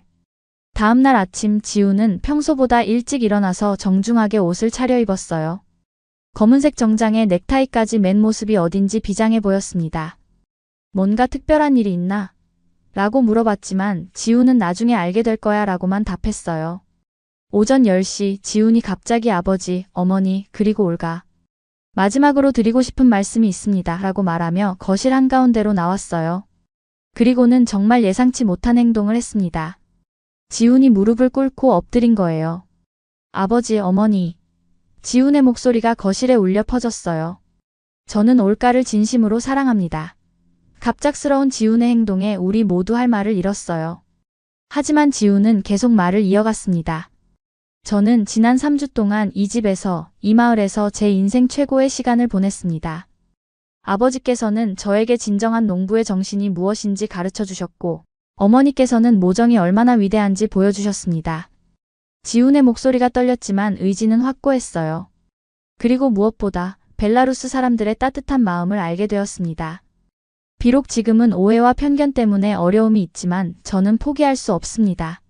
아버지가 지훈아, 일어서라고 말씀하셨지만 지훈은 고개를 들지 않았어요. 아버지, 저의 마지막 부탁을 들어주세요. 저에게 1시간만, 단 1시간만 시간을 주세요. 마을 사람들 앞에서 제 진심을 보여드릴 기회를 주세요. 무슨 말이냐? 라고 아버지가 물으시자 지훈이 고개를 들며 결연한 표정으로 말했어요. 저는 마을 광장에 서서 모든 사람들에게 제 마음을 전하고 싶습니다. 그리고 그들의 판단을 받겠습니다. 만약 그 후에도 사람들이 반대한다면 저는 아무 말 없이 떠나겠습니다. 어머니가 걱정스럽게 지훈아, 그럴 필요 없어. 사람들이 뭐라고 할지 몰라라고 말씀하셨지만 지훈은 이미 결심이 서 있었어요. 어머니, 저는 도망치지 않겠습니다. 사랑하는 사람을 위해서라면 어떤 시련도 견딜 수 있어요. 오후 1시, 지훈은 정말로 마을 광장으로 향했어요. 소문이 빠르게 퍼져서 마을 사람들이 하나둘씩 모여들기 시작했습니다. 호기심 반, 걱정 반의 표정들이었어요. 저희 가족도 뒤따라갔고 곧 광장에는 100명이 넘는 사람들이 모였습니다. 지훈은 광장 중앙에 서서 깊게 숨을 쉬더니 큰 목소리로 말하기 시작했어요. 안녕하세요, 여러분. 저는 한국에서 온 김지훈입니다. 완벽한 러시아어였어요. 3주 동안 정말 많이 늘었더라고요. 저는 오늘 여러분께 제 마음을 전하기 위해 이 자리에 섰습니다. 여러분이 저에 대해 궁금해하시고 걱정하시는 것을 알고 있어요. 그래서 숨기지 않고 모든 것을 말씀드리고 싶습니다. 지훈이 차근차근 자신의 이야기를 들려주기 시작했어요. 어떻게 한국에서 올가를 만났는지, 왜 벨라루스까지 오게 되었는지, 그리고 자신의 진심이 무엇인지를 솔직하게 털어놓았습니다. 저는 올가를 사랑합니다. 하지만 그것이 전부가 아닙니다. 저는 벨라루스를 사랑하게 되었어요. 이 아름다운 나라, 이 따뜻한 사람들을 진심으로 사랑합니다. 지훈의 목소리에 진정성이 묻어났어요. 지난 3주 동안 저는 여러분께 많은 것을 배웠습니다. 진정한 가족애가 무엇인지, 이웃을 사랑한다는 것이 무엇인지, 전통을 지킨다는 것이 얼마나 소중한지를 알게 되었어요. 그때 마을 사람 중 한 명이 소리쳤어요. 그럼 왜 우리 올가를 데려가려고 하느냐? 지훈이 그 사람을 바라보며 단호하게 답했어요. 저는 올가를 데려가려는 것이 아닙니다. 제가 여기에 남겠습니다. 그 말에 광장이 술렁였어요. 지훈이 계속 말했습니다. 저는 벨라루스에서 살면서 이 나라의 발전에 기여하고 싶어요. 한국과 벨라루스를 잇는 다리가 되어서 두 나라가 더욱 가까워지도록 돕고 싶습니다. 미하일 아저씨가 말은 쉽지 실제로는 어떨지 모르잖아 라고 비판적으로 말했어요. 그러자 지훈이 가방에서 서류 뭉치를 꺼냈습니다. 저는 이미 벨라루스 정부에 거주 허가 신청을 했어요. 그리고 민스크에서 한국-벨라루스 무역회사를 설립할 계획도 세웠습니다. 사람들이 놀란 표정을 짓자 지훈이 구체적으로 설명했어요. 이 회사를 통해서 벨라루스의 우수한 농산물을 한국에 수출하고 한국의 기술을 벨라루스에 들여올 거예요. 그러면 우리 마을에도 새로운 일자리가 생길 수 있어요. 이장님이 관심 있게 구체적으로 어떤 일자리가 생긴다는 거지? 라고 물었어요. 지훈이 농산물 가공 공장, 포장센터, 물류 창고 등이 필요할 거예요. 그리고 무엇보다 이런 일을 할 수 있는 인력이 필요하죠. 마을 청년들이 고향을 떠나지 않고도 좋은 일자리를 가질 수 있을 거예요. 라고 답했습니다. 그 말을 듣고 마을 사람들의 표정이 조금씩 변하기 시작했어요. 특히 청년들의 부모님들이 관심을 보이기 시작했습니다. 그동안 일자리를 찾아 도시로 떠나는 젊은이들 때문에 걱정이 많으셨거든요. 지훈이 마지막으로 말했어요. 저는 여러분께 약속드립니다. 만약 저를 이 마을의 일원으로 받아주신다면 저는 평생 이곳에서 여러분과 함께 살면서 마을의 발전을 위해 헌신하겠습니다. 그리고 올가와 함께 우리 아이들을 진정한 벨라루스 사람으로 키우겠습니다. 그리고는 다시 한번 모든 사람들 앞에서 무릎을 꿇었어요. 부디 저에게 기회를 주세요. 제 진심을 증명할 기회를 주세요. 그 순간 광장이 조용해졌고 모든 사람들이 지훈을 바라보고 있었습니다. 이것이야말로 진정한 결정적 순간이었어요. 지훈이 마을 광장에서 무릎을 꿇고 절규하는 순간 광장은 완전히 조용해졌어요. 100명이 넘는 사람들이 모두 숨을 죽이고 이 젊은 외국인 청년을 바라보고 있었습니다. 그 침묵이 영원처럼 길게 느껴졌어요. 그때 가장 먼저 움직인 것은 마을에서 가장 나이가 많으신 안나 할머니였어요. 95세의 할머니가 지팡이를 짚고 천천히 지훈에게 다가가셨습니다. 모든 사람들의 시선이 할머니께 집중되었어요. 할머니가 지훈 앞에 서서 러시아어로 말씀하셨어요. 젊은이, 고개를 들어보거라. 지훈이 조심스럽게 고개를 들자 할머니가 지훈의 얼굴을 자세히 들여다보셨어요. 내 눈에서 진심이 보인다. 90년 넘게 살면서 사람들을 많이 봐왔는데 너는 좋은 사람이야. 할머니의 말에 사람들이 웅성거리기 시작했어요. 할머니는 마을에서 가장 존경받는 분이셨고 그분의 말씀은 큰 영향력이 있었거든요. 이 젊은이가 우리 올가를 진심으로 사랑한다는 게 보여. 그리고 우리 마을을 위해서도 좋은 일을 하려고 하고 있어. 그 순간 이장님이 앞으로 나오셨어요. 지훈 씨가 말한 사업 계획이 정말 실현 가능한 건가요? 지훈이 일어나서 정중하게 답했어요. 네, 이장님. 저는 이미 한국의 세계회사와 예비계약을 체결했어요. 벨라루스 농산물에 대한 관심이 정말 높습니다. 지훈이 가방에서 서류들을 꺼내 보여주었어요. 이것은 한국 대형마트 체인과의 협상 자료입니다. 그리고 이것은 벨라루스 정부의 투자 허가 예비 승인서고요. 저는 빈말을 하지 않았어요. 마을의 젊은 아버지 중 한 분인 알렉세이가 정말 우리 마을에 일자리가 생길 수 있나요? 우리 아들도 도시로 떠나지 않고 여기서 일할 수 있을까요? 라고 간절하게 물었어요. 지훈이 확신에 찬 목소리로 답했어요.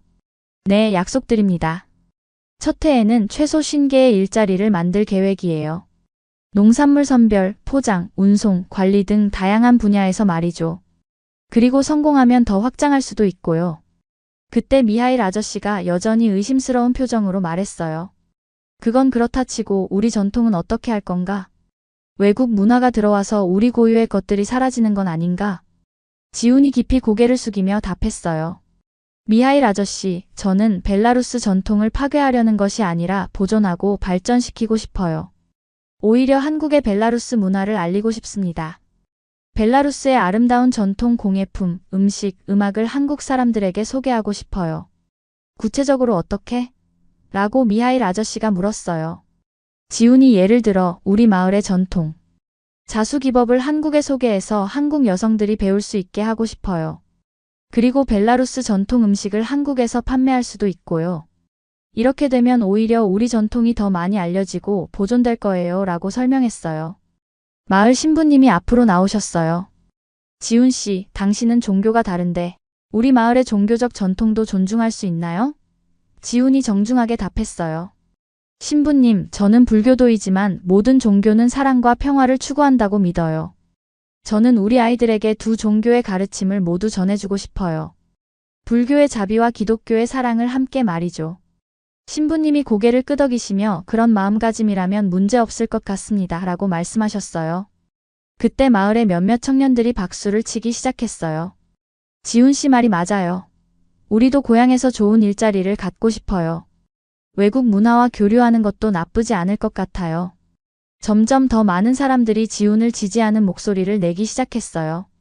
특히 젊은 부모들과 청년들이 적극적으로 지지를 표현했습니다. 마을에서 두 번째로 나이가 많으신 이반 할아버지가 일어나셨어요. 나도 이 젊은이를 지지한다. 요즘 젊은이들 중에 이런 진심을 가진 사람이 몇이나 되겠나? 그리고 우리 마을에도 새로운 바람이 필요해. 이장님이 사람들을 정리하시며 말씀하셨어요. 그럼 이제 투표를 해봅시다. 지훈 씨를 우리 마을 사람으로 받아들이는 것에 찬성하시는 분들은 손을 들어주세요. 긴장되는 순간이었어요. 처음에는 몇 명이 조심스럽게 손을 들더니 점점 더 많은 사람들이 손을 들기 시작했어요. 안나 할머니, 이반 할아버지, 신부님, 이장님, 그리고 수많은 마을 사람들이 손을 들었습니다. 최종 집계 결과 전체 100명 중 78명이 찬성표를 던졌어요. 압도적인 승리였습니다. 그 순간 광장에서 큰 박수가 터져나왔고 지훈은 감격에 눈물을 흘렸어요. 이장님이 공식적으로 선언하셨어요. 김지훈 씨를 우리 마을의 새로운 구성원으로 받아들입니다. 그 순간 마을 사람들이 환호성을 지르며 지훈을 둘러쌌어요. 가장 감동적이었던 것은 미하일 아저씨의 반응이었어요. 그동안 가장 강하게 반대하셨던 분이 지훈에게 다가와서 손을 내밀며 젊은이, 내가 오해했다. 잘 부탁한다고 말씀하신 거예요. 지훈이 모든 사람들 앞에서 다시 한번 깊이 절하며 감사합니다. 평생 여러분의 신뢰를 저버리지 않겠습니다. 라고 다짐했어요. 아버지와 어머니도 감격해 하셨어요. 아버지가 지훈의 어깨에 손을 올리시며 지훈아, 이제 정말 우리 아들이구나 라고 말씀하셨고 어머니는 눈물을 흘리시며 지훈을 끌어안으셨어요. 저도 기쁨의 눈물을 흘렸어요. 불가능해 보였던 일이 현실이 된 순간이었습니다. 마을 사람들의 편견과 반대를 지훈의 진정성과 구체적인 계획이 완전히 뒤바꾼 거예요. 그날 저녁 마을 전체가 축제 분위기였어요. 사람들이 자발적으로 음식을 준비해서 광장에서 큰 잔치가 열렸습니다. 지훈은 마을의 영웅이 되어 있었어요. 모든 사람들이 지훈과 악수하고 축하 인사를 건네고 앞으로의 계획에 대해 관심 있게 물어봤어요. 무엇보다 기뻤던 것은 마을 청년들의 반응이었어요. 지훈 형, 정말 우리한테 일자리 만들어 주실 거죠? 저도 회사 일 도와드릴 수 있어요. 같은 적극적인 관심을 보여줬거든요. 그렇게 지훈의 두 번째 시도는 완전한 성공으로 끝났어요. 하지만 이것은 시작에 불과했습니다. 지훈이 마을 사람들의 승인을 받은 그날 이후 정말 놀라운 변화들이 일어나기 시작했어요. 마을 전체의 분위기가 완전히 바뀌었을 뿐만 아니라 구체적이고 실질적인 변화들도 눈에 보이게 나타났거든요. 가장 먼저 변한 것은 마을 사람들의 태도였어요. 그동안 지훈을 경계하던 사람들도 이제는 친근하게 다가와서 인사를 건네고 심지어 집으로 초대해서 식사를 대접하기까지 했어요. 특히 미하일 아저씨는 완전히 달라지셨어요. 지훈아, 내가 처음에 너를 오해했다. 정말 미안하다고 진심으로 사과하시더니 앞으로 내가 사업할 때 필요한 게 있으면 언제든 말해라. 내가 이 마을에서 40년 넘게 살았으니까 도움이 될 거야 라고 적극적으로 지원을 약속하셨어요. 더 놀라운 것은 지훈이 약속한 사업 계획이 정말로 빠르게 진행되기 시작한 것이었어요. 마을 광장에서 선언한 지 불과 일주일 만에 지훈은 한국에서 첫 번째 바이어를 데려왔거든요. 한국의 대형 유통업체 관계자 2명이 우리 마을을 직접 방문한 거예요. 김대리가 이야기한 벨라루스 농산물을 직접 보고 싶어서 왔습니다. 라며 정말로 진지한 관심을 보였어요. 그들은 마을의 감자, 당근, 양배추 등을 직접 보고 품질을 확인한 후 정말 우수한 품질이네요. 한국 시장에서 충분히 경쟁력이 있을 것 같아요. 라고 평가했습니다. 더욱 구체적인 것은 그들이 가져온 계약서였어요. 첫 해에 우리 마을에서 생산되는 농산물의 30%를 한국으로 수출하는 계약이었거든요. 계약 금액만 해도 마을 전체 농업소득의 50%에 해당하는 엄청난 규모였어요.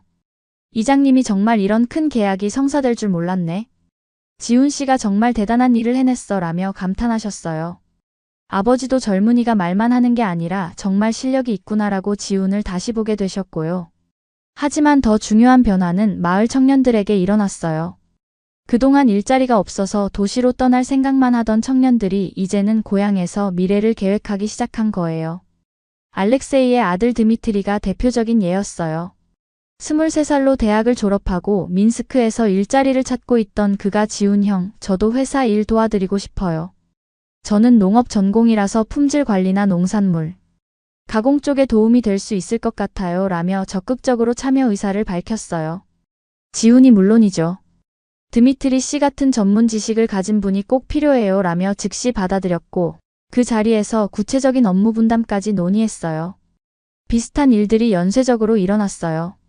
물류 전공을 한 이반의 아들 안톤, 경영학을 공부한 마리아, 외국어에 능통한 엘레나까지 하나둘씩 지훈의 사업에 참여하겠다고 나선 거예요. 가장 감동적이었던 것은 마을 여성들의 반응이었어요. 그동안 집안일만 하시던 아주머니들이 지훈의 사업 계획을 듣고는 우리도 뭔가 도울 일이 없을까? 라며 적극적인 관심을 보이신 거예요. 특히 전통 자수에 능한 아주머니들이 모여서 한국 사람들이 정말 우리 자수에 관심을 보일까? 라고 물어보셨을 때 지훈이 한국에서 가져온 자료들을 보여드렸어요.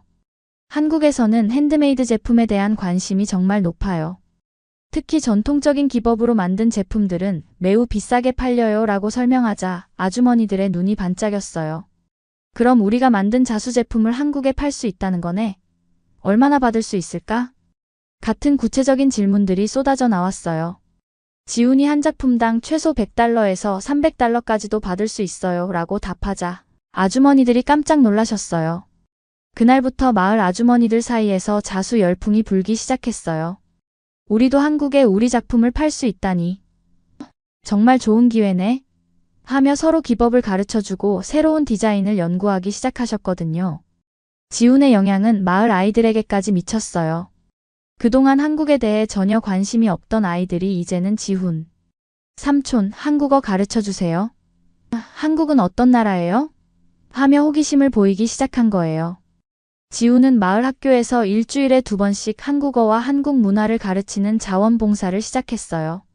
아이들이 안녕하세요, 감사합니다 같은 기본적인 한국어를 배우면서 정말 즐거워하는 모습을 보니까 뿌듯했어요. 더 놀라운 것은 인근 마을들의 반응이었어요. 우리 마을의 변화 소식이 퍼지자 다른 마을 사람들도 관심을 보이기 시작한 거예요. 그 한국 청년이 정말 대단한 일을 하고 있다더라. 우리 마을에도 그런 기회가 있으면 좋겠다 같은 이야기들이 들려왔어요. 심지어 지역 신문에서 취재 요청이 오기도 했어요. 한국 청년이 벨라루스 시골 마을에서 일으킨 기적이라는 제목으로 기사를 쓰고 싶다는 거였어요. 지훈은 처음에는 부담스러워했지만 이런 식으로 홍보가 되면 사업에도 도움이 되고 다른 지역에도 좋은 영향을 미칠 수 있을 것 같아요 라며 인터뷰에 응했어요. 기사가 나간 후의 반응은 정말 뜨거웠어요. 벨라루스 전국에서 문의 전화가 쇄도했고 한국 대사관에서도 연락이 왔어요. 정말 좋은 일을 하고 계시네요. 양국 관계 발전에 큰 도움이 될 것 같아요 라며 공식적인 지원을 약속하기도 했고요. 가장 기뻤던 것은 저희 부모님의 변화였어요. 아버지가 지훈아, 내가 정말 우리 마을의 은인이 되었구나. 나도 처음에 너를 오해했던 게 부끄럽다라고 진심으로 고백하셨고 어머니도 지훈이 덕분에 우리 마을이 이렇게 활기차게 변했어. 정말 고맙다라며 눈시울을 적시셨어요. 하지만 무엇보다 저에게 가장 소중했던 것은 지훈과 제가 이제 정말로 함께 미래를 계획할 수 있게 되었다는 것이었어요. 마을 사람들의 축복 속에서 우리의 사랑도 더욱 확고해졌고 구체적인 결혼 계획도 세울 수 있게 되었거든요. 이 모든 변화가 불과 한 달 만에 일어난 일이었어요. 정말 믿기 어려운 속도였지만 지훈의 진정성과 구체적인 실행력이 만들어낸 기적이었다고 생각해요. 알겠습니다. 너무 비현실적인 사업 성공 이야기보다는 더 현실적이고 감동적인 인간적인 이야기로 수정하겠습니다. 지훈이 마을 사람들의 승인을 받은 후 6개월이 지나자 조용했던 변화들이 서서히 나타나기 시작했어요. 거창한 사업적 성공보다는 사람들의 마음과 생각이 바뀌는 더 소중한 변화들이었죠. 가장 먼저 느낀 변화는 마을 분위기였어요. 그동안 외부인에 대해 경계심이 많았던 마을 사람들이 점점 열린 마음을 갖게 되신 거예요. 지훈이를 보니까 외국 사람들도 우리와 다르지 않구나라는 생각을 하시게 된 거죠. 특히 젊은 엄마들의 반응이 인상적이었어요. 처음에는 우리 딸들까지 외국으로 시집가면 어떻게 하나라며 걱정하셨는데 이제는 아이들이 외국어도 배우고 다른 문화도 알면 좋을 것 같네라고 말씀하시더라고요. 지훈이 마을 아이들에게 한국어를 가르치는 것도 처음에는 시험 삼아 시작한 일이었는데 아이들이 정말 좋아해서 지속되게 되었어요. 안녕하세요, 고맙습니다 같은 간단한 인사말부터 시작해서 이제는 한국 동요까지 부를 수 있게 되었거든요. 아이들이 집에 가서 엄마, 한국어로 사랑해는 사랑해요 라고 해 라며 신나게 이야기하는 모습을 보시고 부모님들도 우리 아이가 이렇게 외국어에 관심을 보이니까 신기하다고 말씀하시더라고요. 마을 할머니, 할아버지들의 변화도 놀라웠어요. 95세 안나 할머니는 지훈을 정말 손자처럼 아끼시게 되었어요. 지훈이 할머니를 뵈러 가면 우리 지훈이 왔구나라며 정말 기뻐하시고 손수 만든 과자를 챙겨주시곤 했어요. 할머니 살아생전에 이런 착한 외국 사람을 보게 될 줄 몰랐네라고 말씀하시며 마을 사람들에게 지훈이는 정말 우리 마을 사람보다도 더 효성스럽다고 자랑하시기도 했어요. 이반 할아버지도 마찬가지였어요. 지훈과 체스를 두시면서 이 젊은이 머리도 좋고 인성도 좋아. 올가가 정말 좋은 사람을 만났어라고 칭찬하셨어요. 체스를 두면서 서로 러시아어와 한국어를 가르쳐 주기도 하고 인생 이야기를 나누시기도 했고요. 무엇보다 감동적이었던 것은 미하일 아저씨의 완전한 변화였어요. 처음에 가장 강하게 반대하셨던 분이 이제는 지훈의 가장 든든한 지지자가 되신 거예요. 내가 처음에 편견을 가지고 있었던 게 정말 부끄럽다며 진심으로 사과하시고 지훈이 마을에 적응하는데 많은 도움을 주셨어요. 지훈아, 우리 마을 겨울은 정말 춥다. 겨울나기 준비는 제대로 했니? 라며 세심하게 챙겨주시기도 하고 한국 음식이 그리우면 언제든지 우리 집에 와서 밥 먹어라. 우리 마누라가 요리 솜씨가 좋거들라고 말씀하시기도 했어요. 지훈도 마을 사람들과의 관계가 정말 자연스러워졌어요. 이제는 러시아어도 많이 늘어서 마을 할아버지들과 농담도 주고받고 젊은 아버지들과는 농사 이야기도 나누고 아주머니들과는 요리 이야기도 할 수 있게 되었거든요. 특히 마을 교회에서의 지훈의 모습이 인상적이었어요. 종교는 다르지만 마을 공동체의 일원으로서 교회 행사에 참여하고 교회 청소나 마을 봉사활동도 자연스럽게 함께했어요. 신부님도 종교를 초월한 진정한 신앙심을 보여주는 좋은 청년이라고 칭찬하셨고요. 가장 뜻깊었던 것은 지훈이 마을의 역사와 전통에 진심으로 관심을 보인 것이었어요.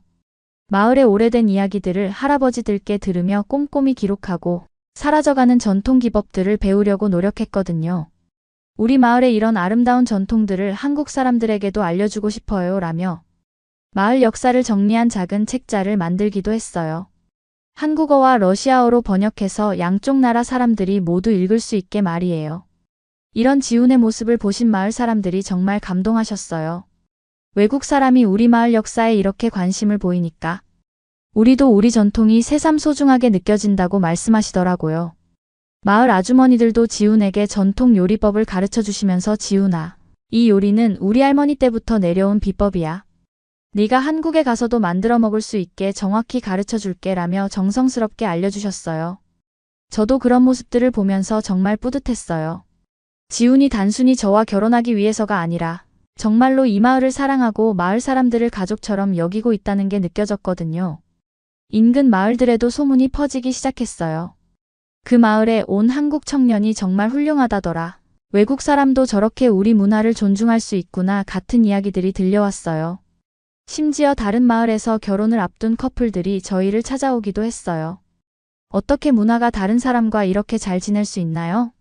조언을 좀 구하고 싶어요 라면서 말이에요. 그럴 때마다 지훈이 가장 중요한 건 서로에 대한 존중과 이해예요. 그리고 상대방의 문화를 진심으로 배우려는 마음이죠라고 진심 어린 조언을 해주곤 했어요. 지역 신문에서도 우리 이야기에 관심을 보였어요. 사랑으로 문화의 벽을 허문 젊은 부부라는 제목으로 작은 기사가 실렸는데 반응이 생각보다 좋았어요. 많은 사람들이 감동적인 이야기라며 응원의 메시지를 보내주셨거든요. 하지만 무엇보다 가장 소중한 변화는 저희 가족에게 일어났어요. 아버지가 지훈아, 내가 우리 가족이 되어줘서 정말 고맙다. 너 때문에 우리 집이 더 따뜻해졌어 라고 말씀하셨을 때 정말 가슴이 뭉클했어요. 어머니도 지훈이는 정말 내 아들 같아. 올가보다 나를 더 잘 챙겨주는 것 같다며 웃으시면서도 진심으로 지훈을 가족으로 받아들이고 계시다는 게 느껴졌어요. 이 모든 변화들이 거창한 성공이나 업적이 아니라 진정한 사람과 사람 사이의 마음의 변화였다는 점이 가장 의미 있었어요. 지훈이 보여준 진정성과 노력이 편견의 벽을 허물고 진정한 가족이 되는 과정이었거든요. 이제 저는 완전히 달라진 사람이 되었어요. 1년 전만 해도 벨라루스 시골 마을에서 단조로운 일상을 살던 제가 지금은 한국과 벨라루스를 잇는 다리 역할을 하는 사람이 되었거든요. 가장 큰 변화는 제 시야와 생각이 완전히 넓어진 것이었어요. 예전에는 벨라루스 밖의 세상에 대해 막연한 호기심만 있었는데 지금은 두 문화를 깊이 이해하고 비교할 수 있게 되었어요. 한국의 빠른 변화와 역동성, 벨라루스의 전통과 안정감 마이너스 각각의 장점을 객관적으로 볼 수 있게 된 거죠. 언어 능력도 놀랍게 향상되었어요. 한국어는 이제 거의 유창하게 구사할 수 있고 지훈은 러시아어와 벨라루스어를 정말 열심히 배워서 이제는 마을 할아버지들과도 깊은 대화를 나눌 수 있어요. 저희가 서로의 언어를 배우는 과정에서 더욱 가까워진 것 같아요.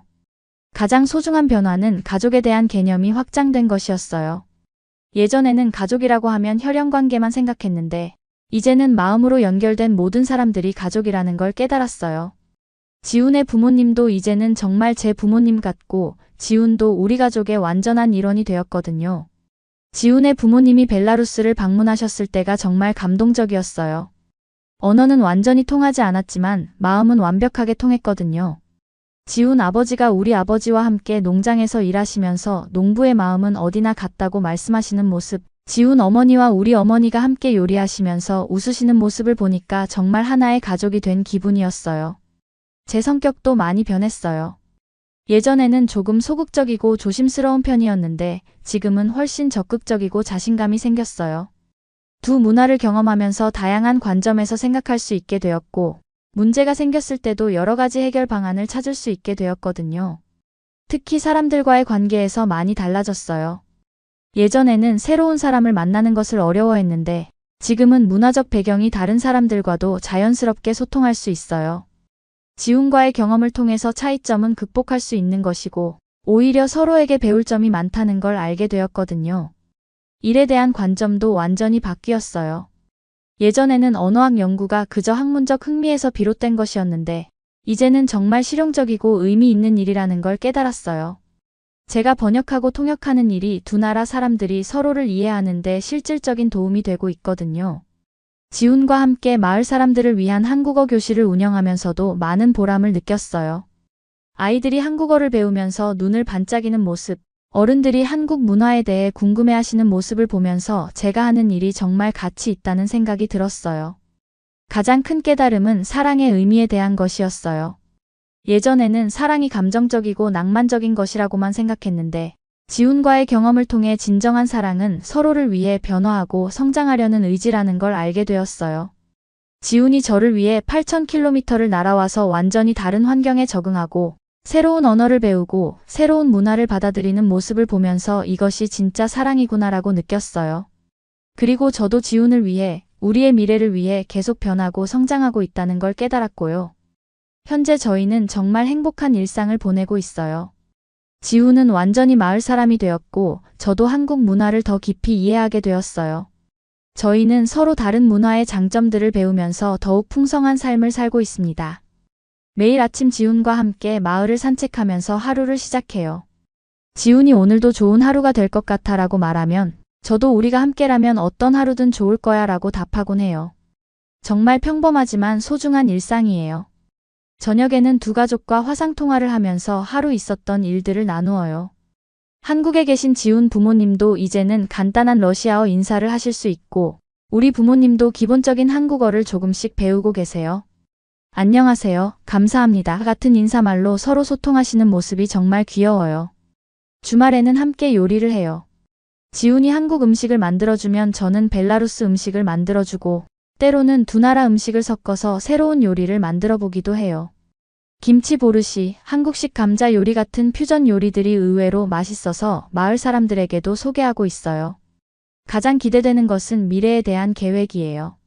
저희는 내년에 결혼식을 올릴 예정인데 벨라루스 전통 결혼식과 한국 전통 결혼식을 모두 치르기로 했어요. 두 문화의 아름다운 전통을 모두 경험하고 양쪽 가족 모두가 축복해줄 수 있는 결혼식이 될 거예요. 그리고 아이들이 생기면 정말로 세계 시민으로 키우고 싶어요. 한국어, 러시아어, 벨라루스어를 모두 할 수 있고 두 나라의 문화와 전통을 모두 이해하는 아이들로 말이에요. 그 아이들이 자라서 또 다른 문화의 다리 역할을 할 수 있을 거라고 생각해요. 돌이켜보면 정말 놀라운 변화였어요. 1년 전만 해도 상상할 수 없었던 일들이 현실이 되었고 제 인생이 완전히 달라졌거든요. 하지만 무엇보다 소중한 것은 이 모든 변화가 사랑에서 시작되었다는 점이에요. 지훈과 만나면서 저는 사랑이 정말로 모든 것을 바꿀 수 있다는 걸 배웠어요. 언어의 벽도, 문화의 차이도, 거리의 장벽도 모두 극복할 수 있다는 걸 몸소 체험했거든요. 그리고 그런 사랑은 혼자만의 노력이 아니라 서로를 향한 진정성에서 나온다는 것도 깨달았고요. 이제 이야기를 마무리하면서 여러분께 꼭 전하고 싶은 말이 있어요. 제가 경험한 이 모든 일들을 통해서 정말 많은 것을 배웠거든요. 가장 중요한 깨달음은 진정한 사랑에는 국경이 없다는 것이었어요. 처음에 지훈을 만났을 때는 단순히 호기심과 설렘이었지만 시간이 지나면서 그것이 진짜 사랑으로 발전할 수 있었던 것은 서로에 대한 존중과 이해가 바탕이 되었기 때문이에요. 지훈이 제 문화를 진심으로 배우려고 노력하고 저도 한국 문화를 이해하려고 애쓰면서 우리는 단순히 연인이 아니라 진정한 동반자가 될 수 있었어요.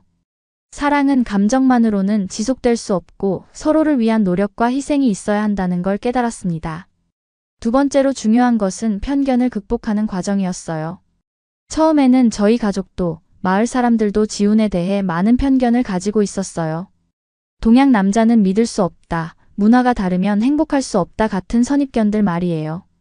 하지만 지훈이 보여준 진정성과 일관된 행동들이 그런 편견들을 하나하나 무너뜨렸어요. 말로만 하는 것이 아니라 행동으로 증명했기 때문이에요. 농장 일을 도우며 성실함을 보여주고 마을 어른들께 예의를 지키며 인성을 증명하고 무엇보다 저와 제 가족을 진심으로 사랑한다는 것을 행동으로 보여주었거든요. 이 과정에서 저는 편견이라는 것이 얼마나 위험하고 불필요한 것인지 깨달았어요. 사람을 국적이나 외모, 문화적 배경으로 판단하는 것이 아니라 그 사람의 진정한 마음과 인성을 봐야 한다는 것을 배웠습니다. 세 번째는 가족의 진정한 의미에 대한 깨달음이었어요. 가족이라는 것이 단순히 혈연관계만을 의미하는 것이 아니라 서로를 진심으로 사랑하고 아끼는 마음에서 만들어진다는 걸 알게 되었어요. 지훈이 우리 가족의 일원이 되는 과정을 지켜보면서 그리고 제가 지훈의 가족들에게 받아들여지는 경험을 하면서 진정한 가족의 의미를 깨달았습니다. 지금 지훈의 부모님은 정말 제 부모님처럼 느껴지고 지훈도 우리 가족에게는 없어서는 안 될 소중한 존재가 되었어요. 네 번째는 문화 교류의 아름다움이었어요. 서로 다른 문화가 만나면 갈등이 생기는 것이 아니라 오히려 더 풍부하고 아름다운 문화가 만들어진다는 것을 경험했어요. 한국 문화의 역동성과 벨라루스 문화의 전통적 안정감이 만나서 정말 조화로운 삶을 만들어내고 있거든요. 마을 아이들이 한국어를 배우면서 더 넓은 세상에 대한 호기심을 갖게 되고 한국 사람들이 벨라루스 문화에 관심을 보이면서 우리 전통의 가치를 재발견하게 되는 모습을 보면서 문화 교류가 얼마나 소중한 일인지 깨달았어요. 다섯 번째는 꿈을 포기하지 않는 것의 중요성이에요. 처음에 지훈과 헤어졌을 때 저는 모든 것이 끝났다고 생각했어요. 주변의 반대와 현실적인 어려움들 앞에서 포기하고 싶었거든요. 하지만 지훈이 포기하지 않고 끝까지 노력했기 때문에 지금의 행복이 가능했어요. 만약 그때 지훈이 역시 안 되는구나라고 포기했다면 우리는 지금 이렇게 행복할 수 없었을 거예요. 진정으로 소중한 것을 위해서는 끝까지 노력해야 한다는 것을 배웠습니다.